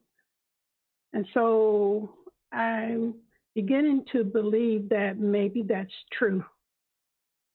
You know, and so I'm trying not to resist anything that feels natural in the progression of this. And I'm not trying to force anything. I'm not trying to promote it in any kind of way that would be outside of what feels like the natural progression. And it just keeps progressing on its own. So that may be true. All right. Question coming from a girl who has no name. How does your family feel about all of your experiences and now the publicity on this subject? And how did they react when you first shared these videos with them? I'm estranged from my family aside of my son. And unless they've seen it on their own, I have not shared any of this with them. Wow. That's kind of tough. So do you feel like you're all alone in this field, you know, doing this research and just kind of finding out about ufology? Well, I'm not really researching anything. I'm just sharing what's happening to me. You know, I don't and accepting anyone that wants to experience it with me. I'm not looking through documents or trying to see what the government thinks about it or what are they doing or, you know, all of the documents that they've scratched out half the stuff. I'm not doing any of that. And I mean, I applaud anybody that is. I just feel like it's one-on-one. So I don't really feel like I need to do that. So I don't feel alone in that sense. No, I don't feel that, and I don't feel alone about it. I just feel like it's something that's happening to me, and I'm gonna follow it until it stops. Do you think that you have been abducted yet? If I have, then no harm has come to me, and whatever they imparted is maybe for another life. But no, I can't say that I feel like I've been anywhere unless you can, when you have those moments where you, and I don't know, this just may be sleep deprivation where you don't, you can't tell if you've been asleep or not. I've been having that for a bit lately.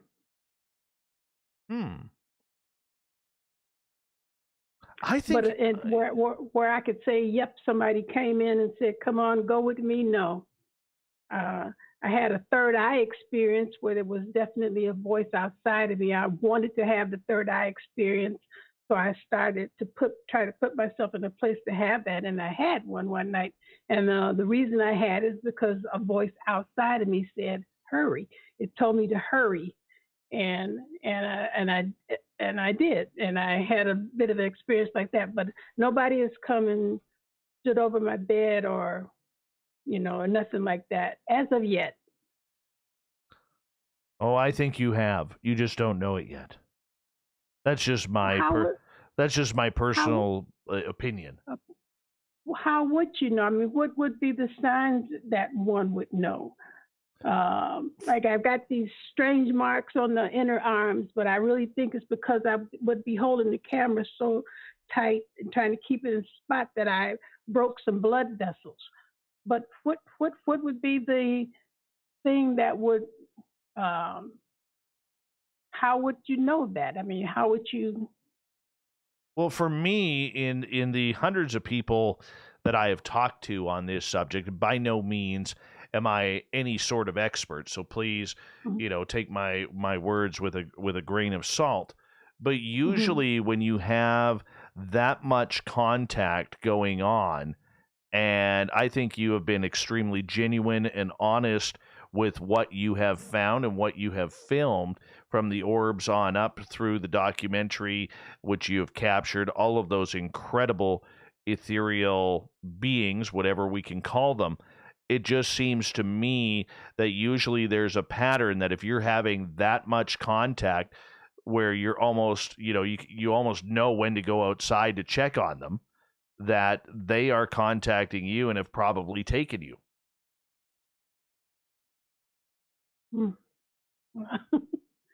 I don't know. Like I guess it's possible. It's kind of weird to think about. It is, because I would want to know. I would want to know. I would want to know what would be the point of it if I couldn't, if it couldn't solidify some question in me, give me some answer that's so solid that there's no room for even the smallest doubt, And I mean, I don't have any doubts. You can't doubt what you're videoing, right? No, very true. Very true.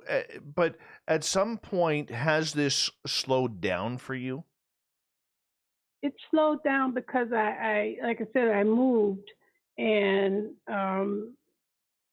I couldn't see. I couldn't, if I go on my porch now in the front, there's so many trees and the buildings are so tall. But in the other building, we were on the second floor and the house next to us was lower than our building. And I just had this incredible view of the sky. And then, of course, the thing across the street, that was there every morning behind the tree.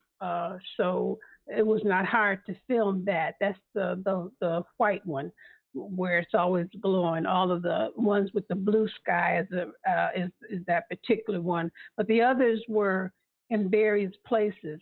And so here I can't see the sky really clear from here. But I'm beginning to get visuals in the back. So they followed you. That appears as such. Well, I think when I stopped, does kind of seem like if you get off the frequency or you stop, or like I said, we had to move, and so there was a lot of drama around that. And so maybe I kind of stopped and was dealing with all that and was a little bit depressed. And then I still would get a lot of great shots of the moon, but I just seemed like I couldn't see a star or what I thought was a star, what we call a star anywhere. And they have started to start showing up gradually, Yeah, definitely. I think you have a connection. I mean, it's almost like you have a Kmart blue light special. Blue light shining over top of your house, and I use that term because I use that on my own house too.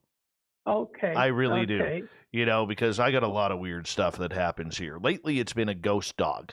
Although I haven't seen the ghost dog in about 3-4 weeks, but there's a lot of weird stuff that happens, and I think that they are trying to tell you something. Have you ever, and let me take this in a little bit of a different direction here, if you don't mind, but when you're done filming and you go to sleep, do you ever dream of like symbols or have any sort of symbolism or numerology happening in your dreams?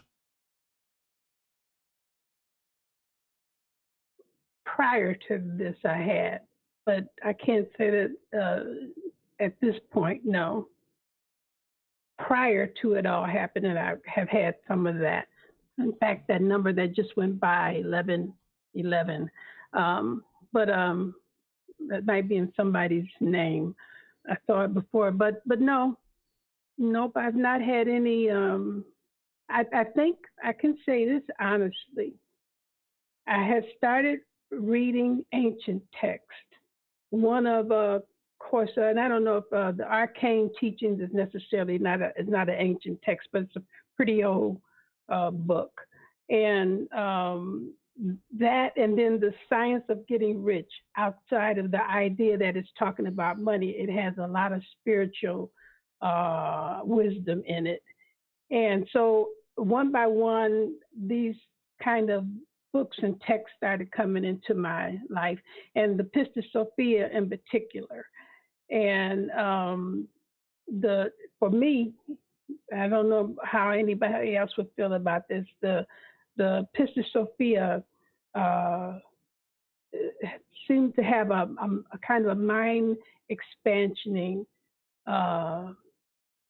experience for me, and I can't say specifically. I guess because it seems to be clearly stating a lot of things that just made sense.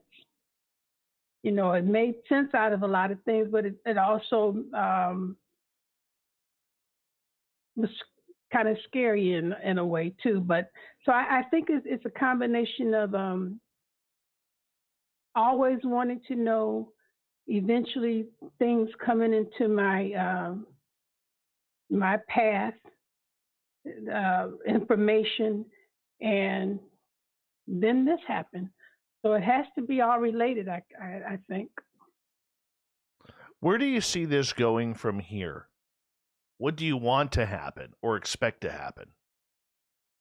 Really, as I said, it's happening on its own. Whatever is supposed to happen around it appears to be happening on its own. And so I've made up my mind, I'm not gonna push it one way or the other.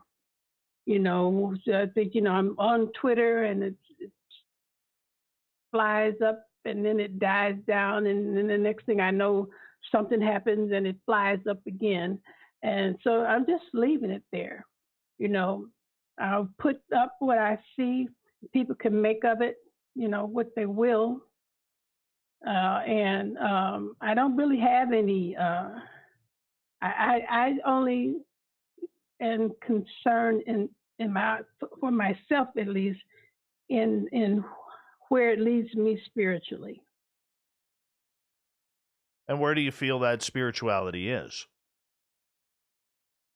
I believe it's leading me to the act of reincarnation and preparation, for that, whether I want to come back or not, and placing me pulling me out of the worldly existence into the other realm, which is probably a great deal more important. And the decisions that you would have to make, say, once you start to separate from your body. I don't want to flip back, in other words. I want to be prepared, and I want to prepare anybody that feels that way, and my son and my children, my grandchildren. I want them to understand they don't have to come back here. But you have to know that, you have to believe that, you have to understand that. And if these entities are symbolic of what you see, what you would need to recognize once you are leaving this planet. And if you don't know that, then you might flip right back. And I tend to think that this is not going anywhere. It just goes through cycles on this planet from really good to really bad. And you can keep flipping back into it and have these terrible experiences, if you don't start to develop your conscious outside of what this world seems to be trying to drag us into, money and things, and you get those kind of connections, you have regrets, and you die, and your regrets and your desire for those things can pull you back down here, prepared or not. So go ahead, please. If I do get to come back and make a choice, then and if this is part of understanding that, then that would be great. Kira has a question for you. She is asking if when you were having these sightings and filming them, did any of these craft have any sort of sound whatsoever? Yes. But you can hear, you have to, none of the swirling orbs, just the ones that fly by. I don't know if you saw those yet, Dave, but the kind of green and gold things. There's a thing on Adobe Pro. It's called a luminosity graph or something. And on a couple of occasions, I would let the video run and pull up that graph. And on two of them, you can not only see the luminosity, I guess that's what it is, of the change in the atmosphere that they're making, but there is a sound before they, and it's very scary sound. It's not scary, but it's very eerie. But just on that one, not on any of the other ones. We have only about 2.5 minutes left to go with you tonight, and this is a show that has flown on by, and I want to say thank you for staying up late and telling our audience about your incredible documentary. What message do you want people to know from this? I don't think I really have any message. I just, if you think that you can learn something from this, by all means, I hope that you do, if it moves you in some kind of way, but I don't have a message. It's just about you showing the world what you've seen. It's that simple. I'm just that simple. I decided that I don't even know if I decided. Like I said, I've never made a documentary before. I had no idea how to do it. And it came together in such a way that I felt like it was the right thing to do. It was meant to be done. And so that's what I did. And I'm just sharing what I've seen. And I'm sharing it because I saw so many of them. And I really want people to, I would like to know what other people think about them, Well, I can personally say this, and I'm sure I'm speaking for a lot of people who are listening to this show and hearing you for the first time. I think you're a breath of fresh air.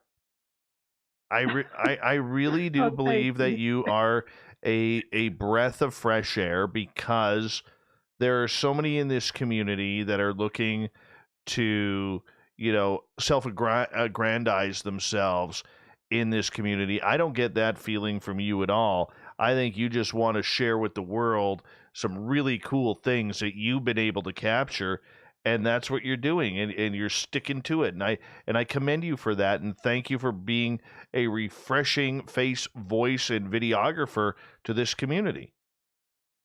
Well, you're welcome. Thank you for feeling that way. Thank you. I do. I just want to share it. And I'm glad that you and other people are giving me that opportunity to do that. And I'm really amazed that anybody wants to hear anything I got to say. Well, we definitely do, and I definitely want to do this again with you, because I think you're absolutely brilliant, and you're just a pleasure to talk to. Patricia Avant, thank you so much for coming on Spaced Out Radio. The pleasure definitely was ours. You're welcome. Thank you for having me. Thank you. Patricia Avant, everybody. Her website, where you can check out the documentary. I highly suggest you do. blackpeople-do-see-ufos.com. It's a great short documentary of her actions, which she's caught. Well worth it. So make sure you check it on out. The news and the thought of the day are up next on Spaced Out Radio.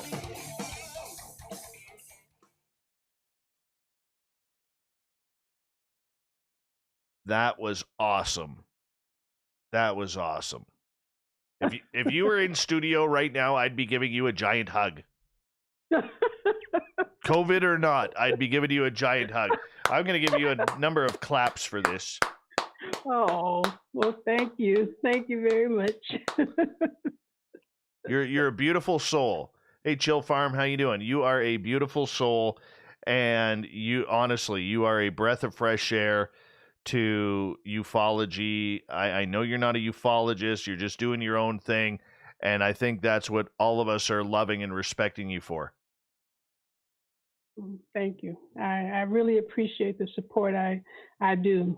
And it's been a very interesting journey so far. Well, may it continue, because I think you've got aliens, and I think that it wouldn't surprise. I love that. It wouldn't surprise I think I want to me. give me a T-shirt that says "I've got aliens." Stay back. I have them. I have them. Oh, you kidding? Yeah, I'm just getting ready to get the printing done, and once the new website is up, you could go there, or maybe I'll just send you one.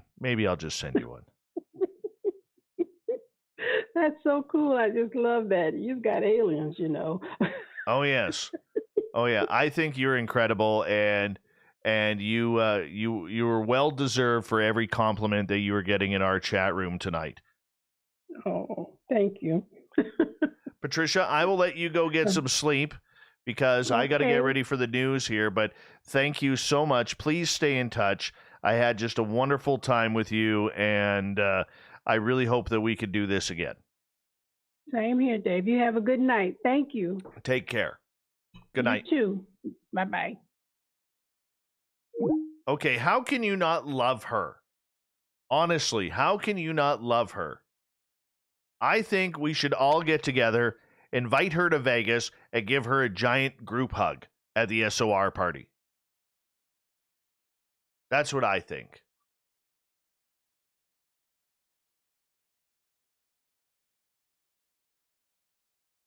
You tell me. Thank you, Super Kira, for that wonderful super chat. Appreciate that. Thank you so much. It's awesome. Thank you. Yay me. Yay you. Golden Lee, how are you? Or is it Golden Lee A? Toronto says, thank you, Pat. Well, you're in Toronto. Very cool. Are you listening on, because I don't think you're Lee A, who's normally here. Are you? Are you the same person? I don't know. But we're glad you're here. Thank you for joining us. Toronto. We may have Leafs fans here, people. We may have Leafs fans in the building. Let's all just, make sure our buttons are done up right to the top. Leafs fans.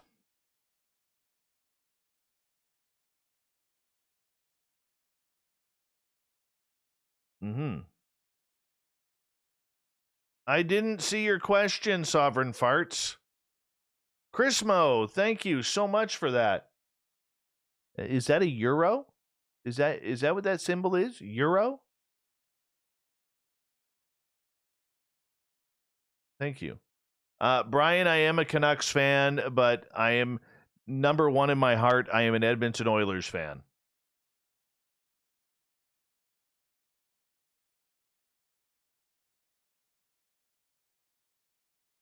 I didn't see your question. Don't make accusations. I've had enough accusations this week to last another full year.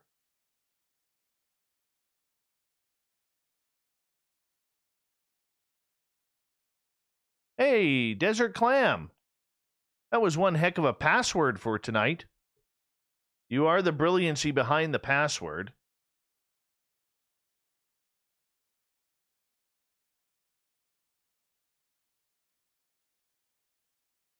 Dave is not a Leafs fan.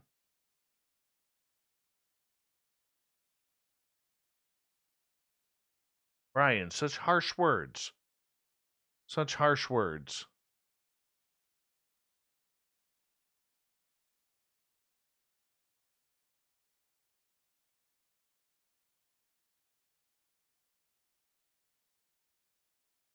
You're welcome, Nimkish.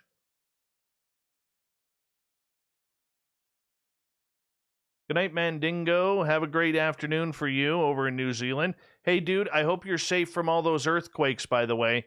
Please update us before you leave.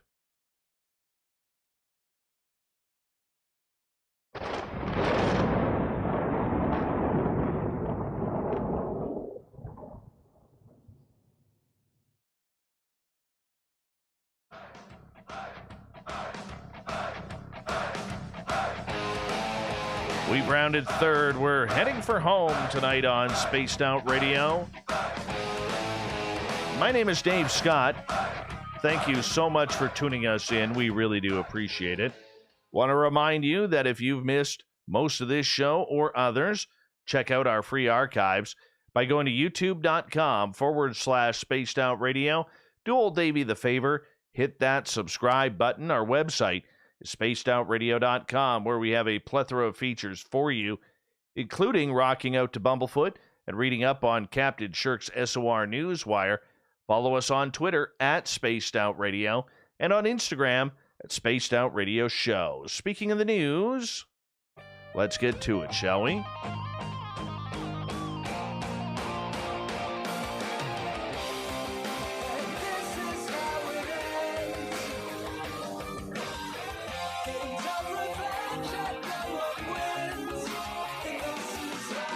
The news is always changing, which is why we bring you the SOR Newswire at the back end of every show, where we get to the weird, the strange, the wacky, and sometimes the scary part. Yeah, I'm just checking in with one of our listeners, Mandingo here, who actually lives in New Zealand, and there were no tsunami warnings from those giant earthquakes there.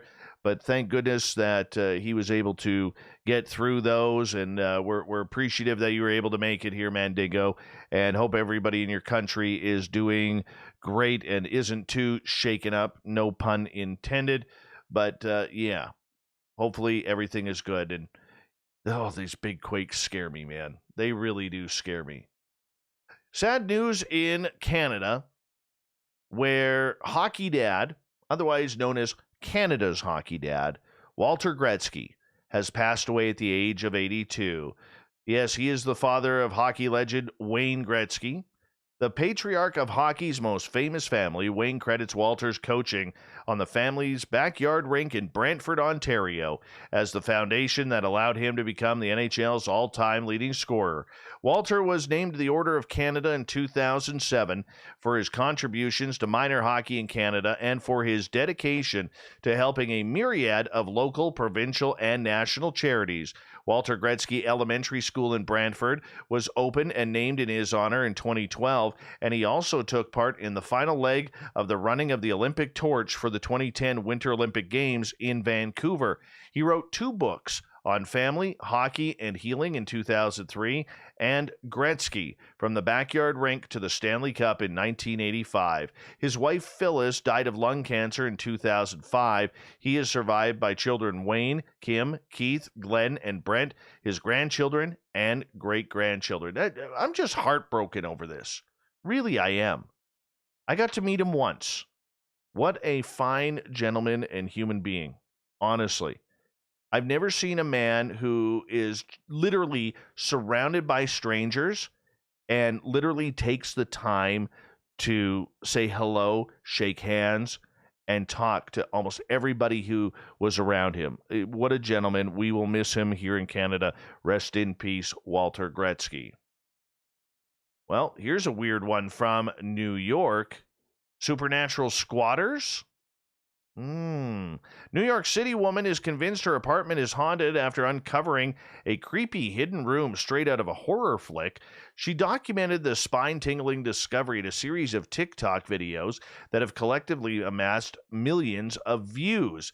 Seriously, I never would have expected to find this, and I documented all of it, writes Samantha Hartso, which boasts a staggering 7.4 million watches. Now, in this bone-chilling video titled A New York Mystery, the perplexed renter reveals that she had felt cold air blowing from her bathroom, despite the fact that it had no working vent. Initially, thinking nothing of it, she became intrigued after discovering that the draft was actually coming from behind the bathroom mirror. The plot thickens in part 2 when Hartsoe and her friends decide to remove the mirror, revealing a dilapidated hallway with a hidden room at the end. One of her pals compares it to the secret dungeon from the movie Parasite.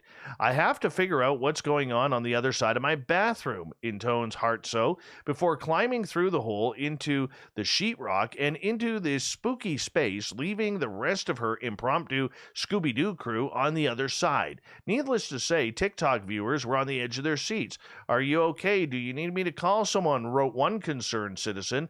Another wondered if Hartsoe made it back, given that it had been 3 hours and the Explorer hadn't posted an update. Others compared the scenario to the movie Candyman, in which a woman summons a malevolent spirit by calling his name 5 times in the mirror. Unfortunately, Hartsoe's apartment reveal, which doesn't happen until part 4, is a bit anticlimactic. After pursuing the space while armed with a hammer, Hartsoe discovers what appears to be a whole nother apartment, with a disconnected toilet, some exposed pipes, and a few trash bags and boxes. "Made it out alive," she says after exiting the space, and adding that she's replacing the bathroom mirror. "My landlord's getting a really fun phone call tomorrow." Yep, no ghosts there, just some weirdness. Oh, this one has a lot of tension to it. This could break Canada and the United States into war. Literally. This goes be almost as high as hockey in that stature. Well, you see, what's causing this friction? Let me tell you. An Instagram post from the New York Times Cooking has raised the ire of Canadians from ocean to ocean to ocean, particularly us on the West Coast, for depicting the Nanaimo bar incorrectly. Commentators decried the imposter bar as having not enough custard, with one saying, "You left out the Nanaimo in your bar." Steve Walker Duncan, chair of the Culinary Arts program at Camosun College of Victoria, has to agree. The ratio is kind of all wrong. The bottom layer base, the coconut chocolate, and the custard layer should, in my mind, be more equal, and the chocolate layer on the top should be very thin and delicate. And it's not just an aesthetic issue. It is a physics issue. The thickness of the chocolate will impact the way it eats, Walter Duncan says. If it's too thick, it breaks and pushes the custard out, and you end up with a mess. It's kind of like having a hamburger with a bun that's too small. You take one bite, everything falls out of the back end. The popular 3-layer no-bake dessert, made up of chocolatey coconut crust, yellow custard, and chocolate topping, is named after Nanaimo, BC, my former home, where it was invented in the 1950s. The bars gained widespread popularity after Vancouver-based author and caterer Susan Mendelson pushed a recipe for the sweet treat in her 1980 cookbook, Mama Never Cooked Like This. A woman who owned a cookbook store in Toronto sold over 1,000 cookbooks to people who just came in for the Nanaimo bar recipe. But fame has its price. The Nanaimo bar and its fans are critical of a postage stamp issued by Canada Post depicting the Nanaimo bar with a larger than standard custard layer. You don't mess with the custard, people. And the New Yorkers, they messed with the custard. They made it ugly, they ruined it, and I'm telling you, we're willing to drop the gloves over the Nanaimo bar. Yes, we are. Street artist Banksy has confirmed what we told you just last night about the story about this really cool artwork that appeared on the wall of Reading Prison. The picture shows a prisoner, possibly resembling famous inmate Oscar Wilde, escaping on a rope made of bed sheets tied to a typewriter. It comes as campaigners continue to lobby for the former jail to be turned into an arts hub rather than being sold for housing. The guerrilla artist confirmed the work through a video on his website. The clip, entitled Create Escape, shows the piece being created under the cover of darkness, set to archive commentary from American painter Bob Ross. The Ministry of Justice says it was aware that Banksy has confirmed that he is responsible for the graffiti. We are considering the next steps and will provide an update in due course, it added. Reading Borough Council said Banksy's involvement suggested he was backing the campaign to save the prison. It said, we are thrilled that Banksy appears to have thrown his support behind the council's desire to transform the vacant Reading Gale into a beacon of arts, heritage, and culture with his piece of artwork he has aptly called Create Escape. The council is pushing the Ministry of Justice, who owns the site, to make suitable arrangements to protect the image, as they should. Oh, he's still my favorite painter. He's awesome, Banksy. All right. With her father in a nursing home and coronavirus restrictions keeping them apart, Lisa Racine had a great gesture on how to get to her dad. She was creative. She had a good resume. And guess what? She found a solution. She took a custodial job as Good Samaritan Society in Stillwater, Minnesota, a gig that would allow her not only a second paycheck, but access to her father, Harold. One day I was just thinking, how can I see my dad more, Racine said. I thought, hey, why don't I get a job there? For Harold, who is 87, seeing his daughter walk into the nursing home in December after she was hired was a pleasant surprise, giving what he called one of the happiest days of his life. He said, I was really shocked. I was kind of dumbfounded. How did you get in? Racine's new job at the facility is worlds away from her full-time job as a project manager for a printing company. Instead of dressing in business casual, she dons an apron to mop the floor and scrape the plates in the kitchen part-time on nights and weekends. Though she joked that the gig is quite glamorous, she did say that being able to be with her widowed father is priceless. I can't believe they pay me for this, she said. I could take a yoga class or go to happy hour, but I'd rather come and mop the floor and clean dishes just so I could see my dad. He's cleaned up plenty of messes after me in the past. Time to return the favor. Meanwhile, Racine's help has also been much appreciated by the facility. Her cousin, Renee, is an administrator at Good Samaritan and said the pandemic has made it difficult to fill open positions. Having her reach out and wanting to come to work was an absolute godsend for us. All right. A woman in Alabama has been charged with second-degree theft of property and cruelty to animals for allegedly abducting a baby goat, then using food coloring to paint the animal purple, blue, and green. Online prison records confirm the charges against Erica Farmer. Natasha Harris, who says little Billy the Kid is her granddaughter's goat, wants authorities to drop the charges, though, calling the whole incident a big misunderstanding. Harris had called deputies about Billy's abduction on Saturday night after returning to her home in Lillian to find the animal missing. Harris did tell police that her goats often wander around her rural neighborhood, but was worried that ill-intentioned teenagers had taken the kid. The next morning, Billy, who was born on Christmas Eve, scampered back home, much to Harris's relief. However, the goat had been colored from head to hoof with food coloring and colored shampoo. I thought the kids held down my goat and they was mean to him, Harris said. That's all I could think about. Harris still concerned that teens were behind Billy's colorful makeover, those darn teenagers. Basically, called police and say, hey, this is what happened. Hours later, they arrested Farmer after allegedly finding out via Snapchat video that she had colored Billy. Harris learned of the arrest by watching the evening news, and she was just dumbfounded it was them darn teenagers of today. They have no respect. Harris said that she called Farmer and said, I told her I was sorry. I'd do anything to help her get the charges taken off of her. Now I know my goat was just died and there was no harm. He's fine. He's running around. Two women are now friends, says Farmer, who was in Lillian visiting a cousin when Billy sauntered up to her. The Gulf Shores woman said she took the animal home to show her daughter. Come on, drop the charges. $1,000 bail for painting a goat. $1,000 bail. Oh. Those darn teenagers. We gotta get them whippersnappers, just get them away from that bad habit of painting goats. Does anybody else find that funny? Or is it just me? I don't know. Maybe it's just me. Darn teenagers. Biologists with the Florida Fish and Wildlife Conservation Commission said they were catching largemouth bass for research when they made a surprising discovery. When they pulled up one of the bass, they, locked the lid out, and then they, so the bass can't talk or even breathe. It kind of paralyzes them. You know what I'm talking about, when they put their thumb in the bottom jaw and then crank it up. Yeah, I just tried that. Hold on, let's try it again. Maybe I can read this story like this. Anyways, what happened there was they actually found a live turtle in the fish's stomach. The Commission and Wildlife Research Institute said biologists were collecting tissue samples from the fish when they were caught earlier in the day by an airboat in the Everglades when a member of the team spotted something highly unusual. There was movement coming from the stomach of a bass.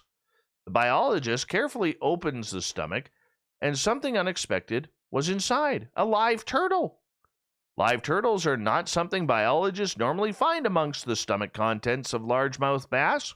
The Institute said the biologists carefully extracted the turtle from the stomach of the fish, and after determining that it was still healthy, they released it back in the water so it could be fish food for another largemouth bass. Hopefully this time the turtle learns that bass are not friends, they are there for food. Pizza might not be a natural part of a squirrel's diet, but these tree-scaling rodents are not letting that stop them.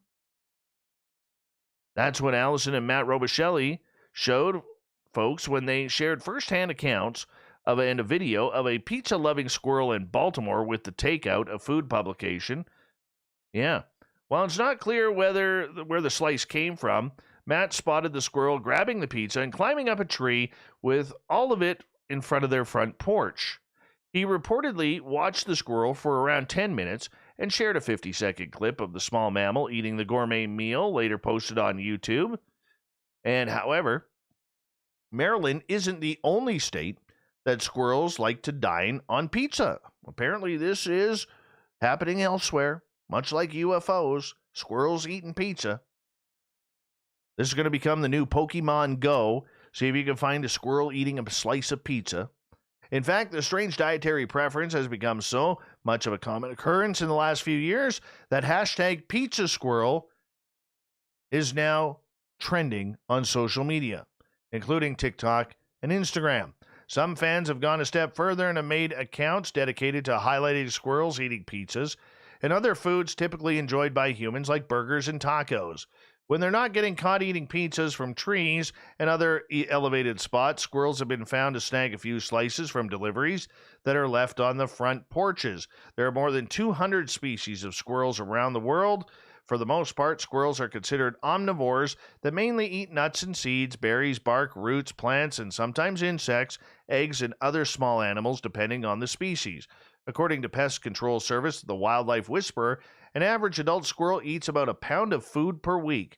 Moreover, most species can reach impressive speeds and jump several feet, which comes in handy when you're carrying your pizza slice up a tree. And finally tonight, let's get to this one. Vicki Baker had an unusual plea for police officers in McKinney, Texas, when she learned an armed fugitive had holed up in her home. Don't destroy the property. Well, apparently the SWAT team didn't hear that message. Didn't work.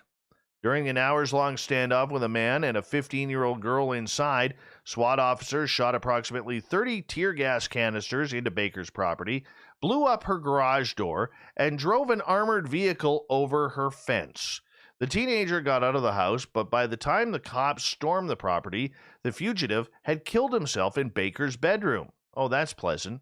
Baker's belongings, and some of them irreplaceable, were ruined by the tear gas. Even her daughter's dog, which came out running out of the house during the standoff, ended up nearly blind and completely deaf.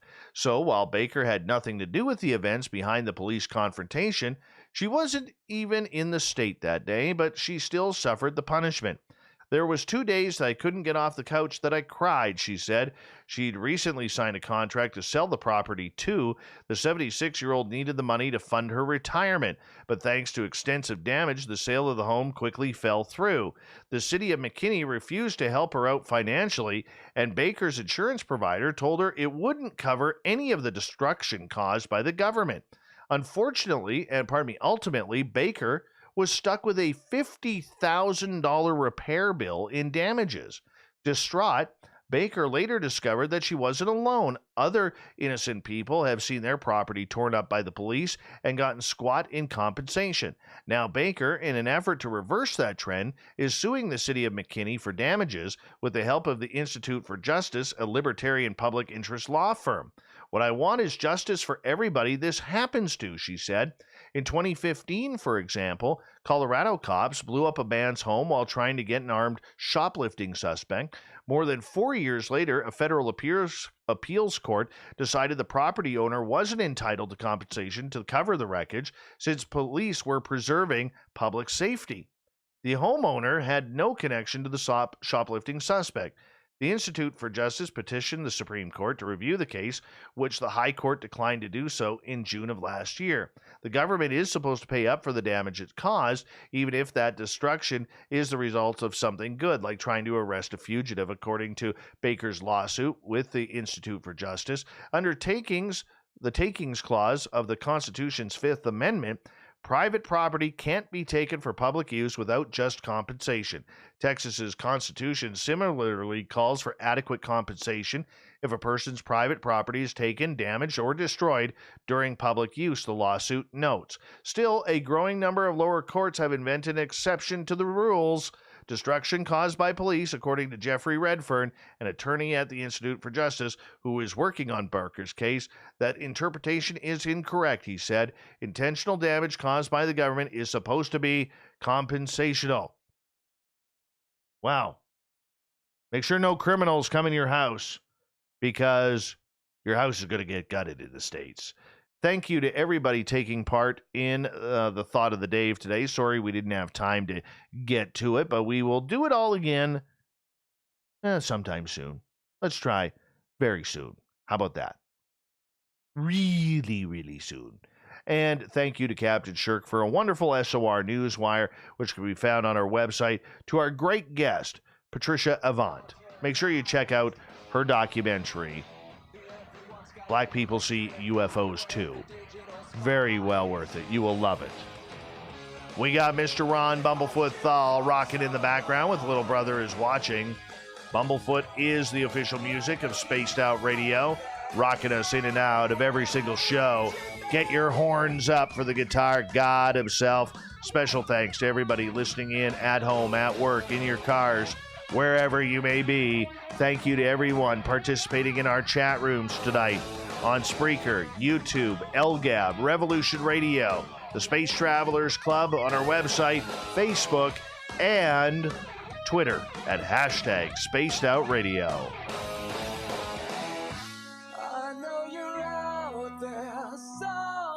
Remember, this show is copyright by Spaced Out Radio and SOR Media Ventures Limited. Thank you so much for choosing to share your evening with us, because together, my friends, say it with me, we own the night. Mr. Bumblefoot, we need a favor. We need you to take us home.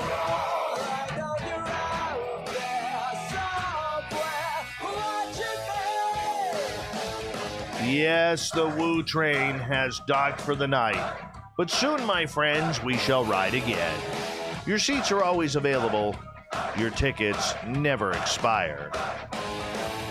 And if you want to bring a friend, we've got room for them too. Good night.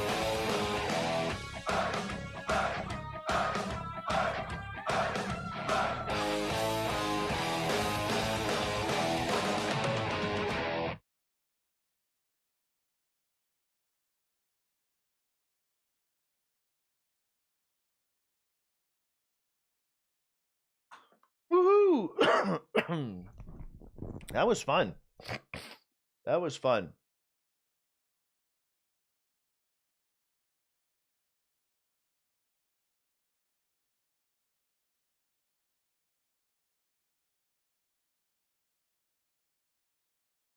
That was real fun. Real fun.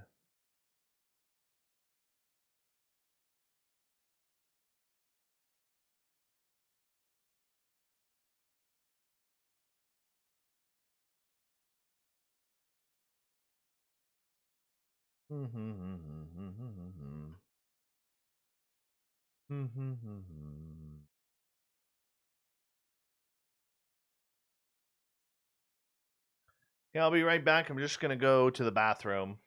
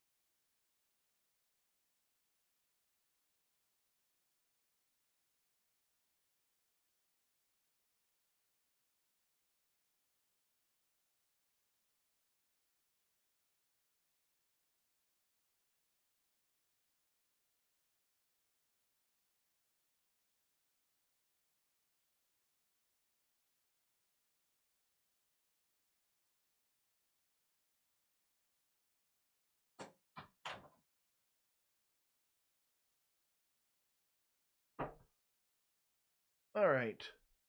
I am back. That was a great show, a fun show. That really was. Goodness, I skipped that.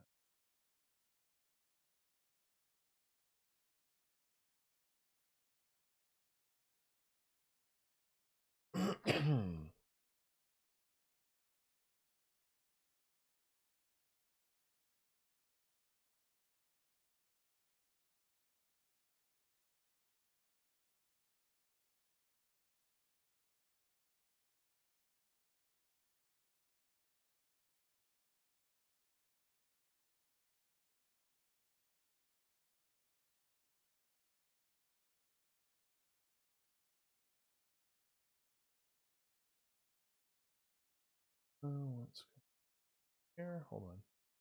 There, I can see you guys.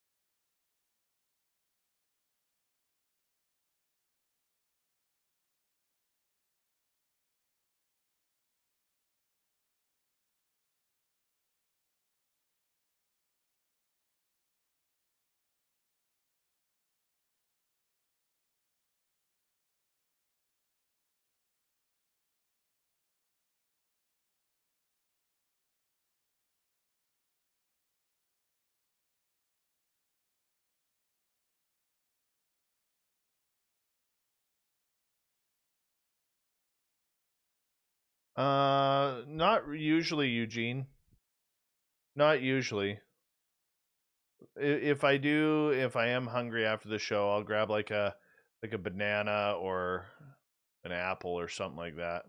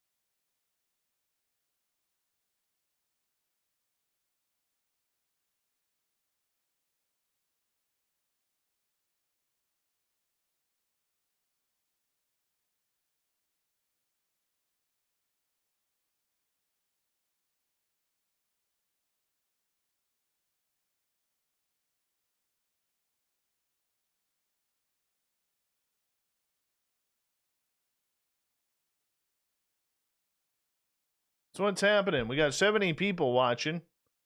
What's happening besides watching me edit? Anything good? Any good juice, gossip, anything?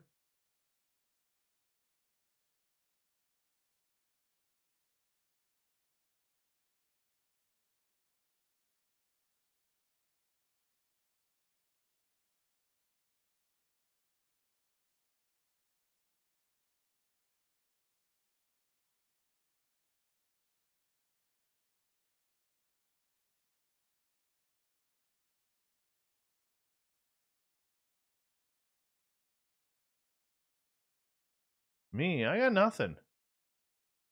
I got nothing.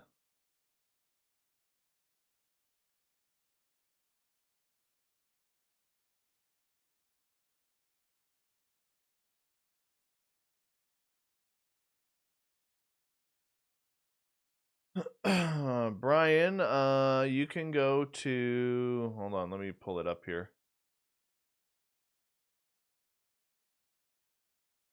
Go to...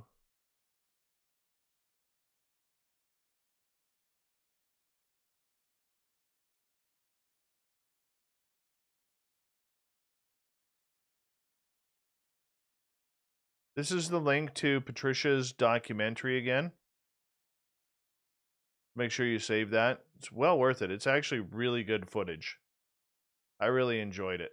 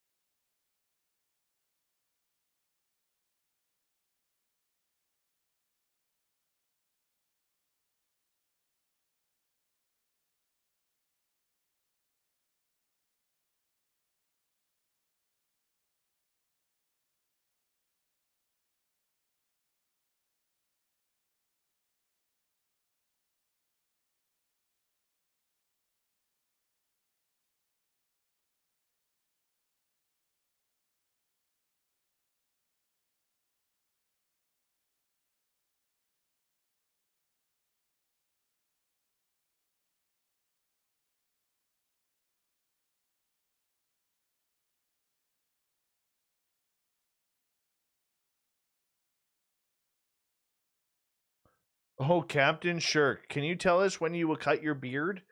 When my father retires from his job. That's when. Or I just continue to get sick of it. Look at Shirky Poo making an appearance in the YouTube chat. Look at you, Shirky Poo. Hey, Gail, your glasses are on top of your head. Because I know right about now she's losing her glasses. Can't figure out where her glasses are.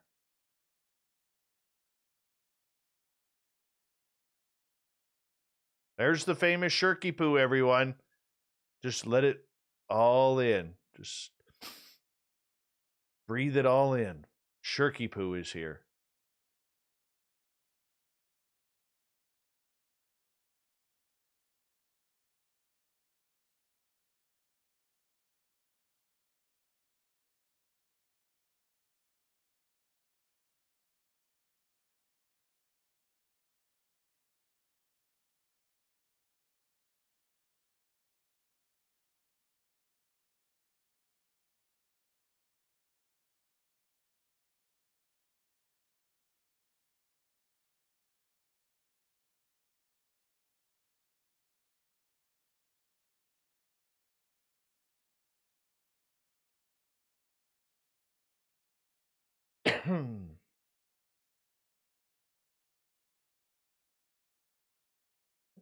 It's funny, since I said 70 people here just watching me edit quietly, and now like 6 are like, oh yeah, this is kind of boring. I'm out of here.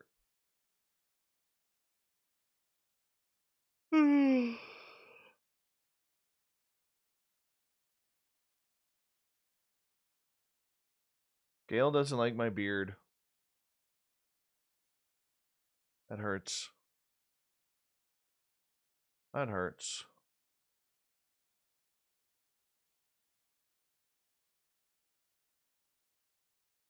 It hurts bad, Gail. Hurts bad.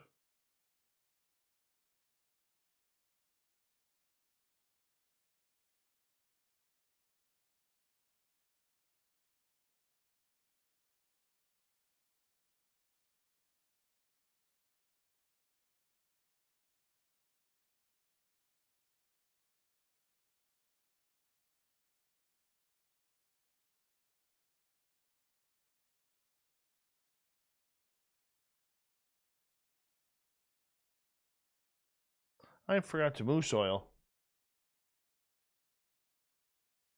Thank goodness Gary the Dutchman wasn't in here. He would have really got on me for that.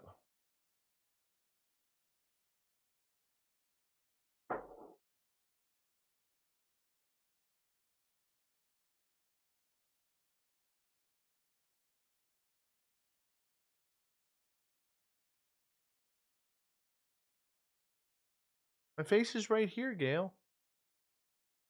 Face is right here.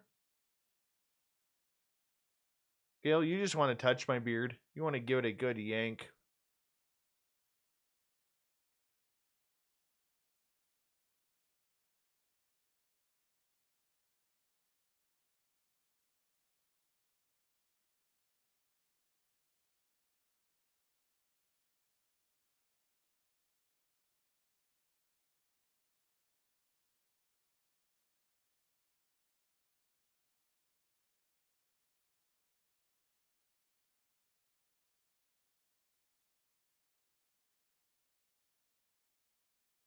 There we go.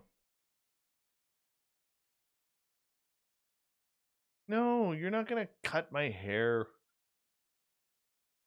I'm going to cut your hair, Shirky Poo. Good night, everybody, says Brian. I love you all, says Brian. Good night, Brian. Have a good one, bud.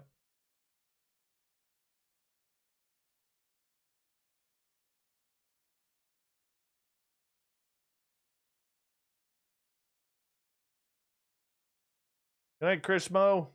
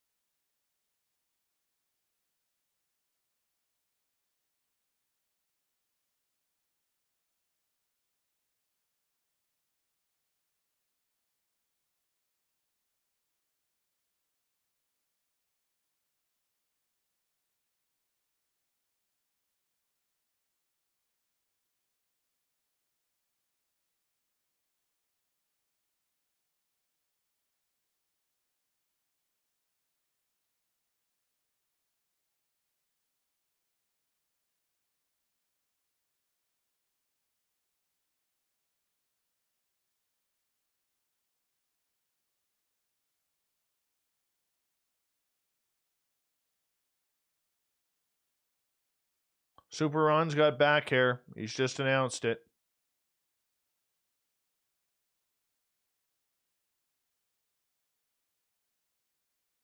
Is Sandra still around?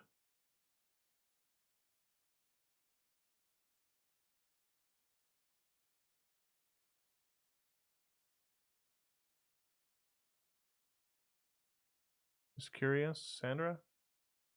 Hi, Sandra. Hi, Sandra. Hi, Sandra. That person?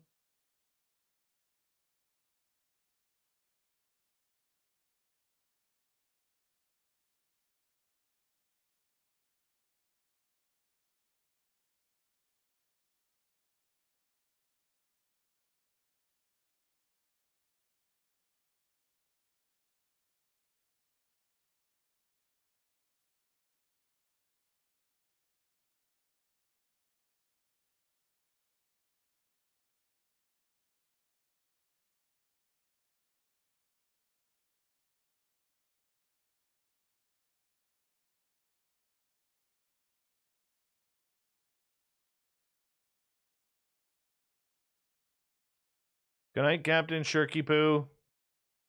Have a great night. Thank you for the GIF hug. Appreciate you.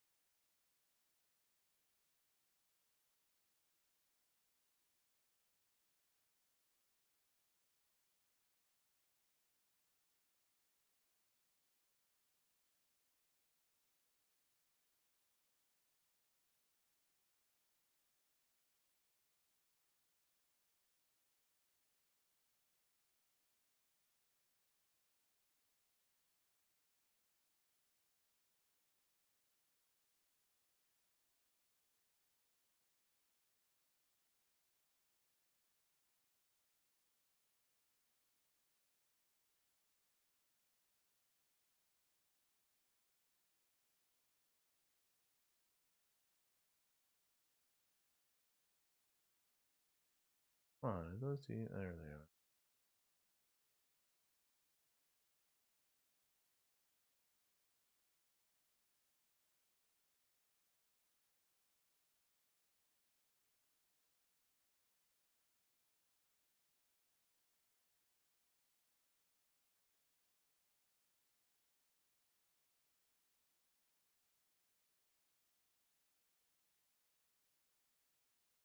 Good night, Cedric.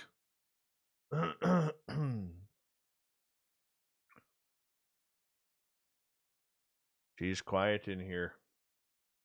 Very, very quiet. Somehow I paused myself. I gotta fast forward myself.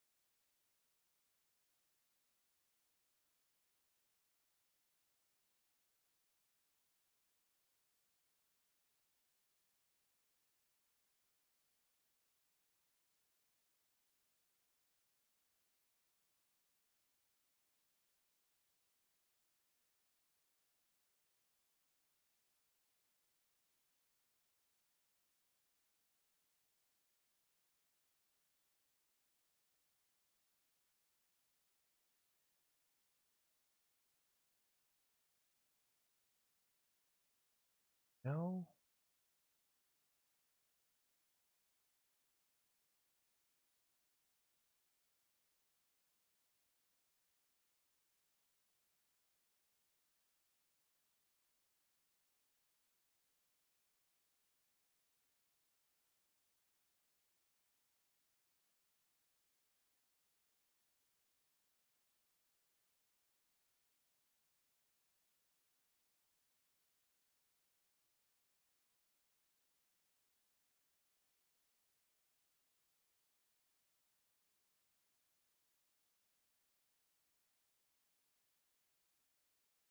All right.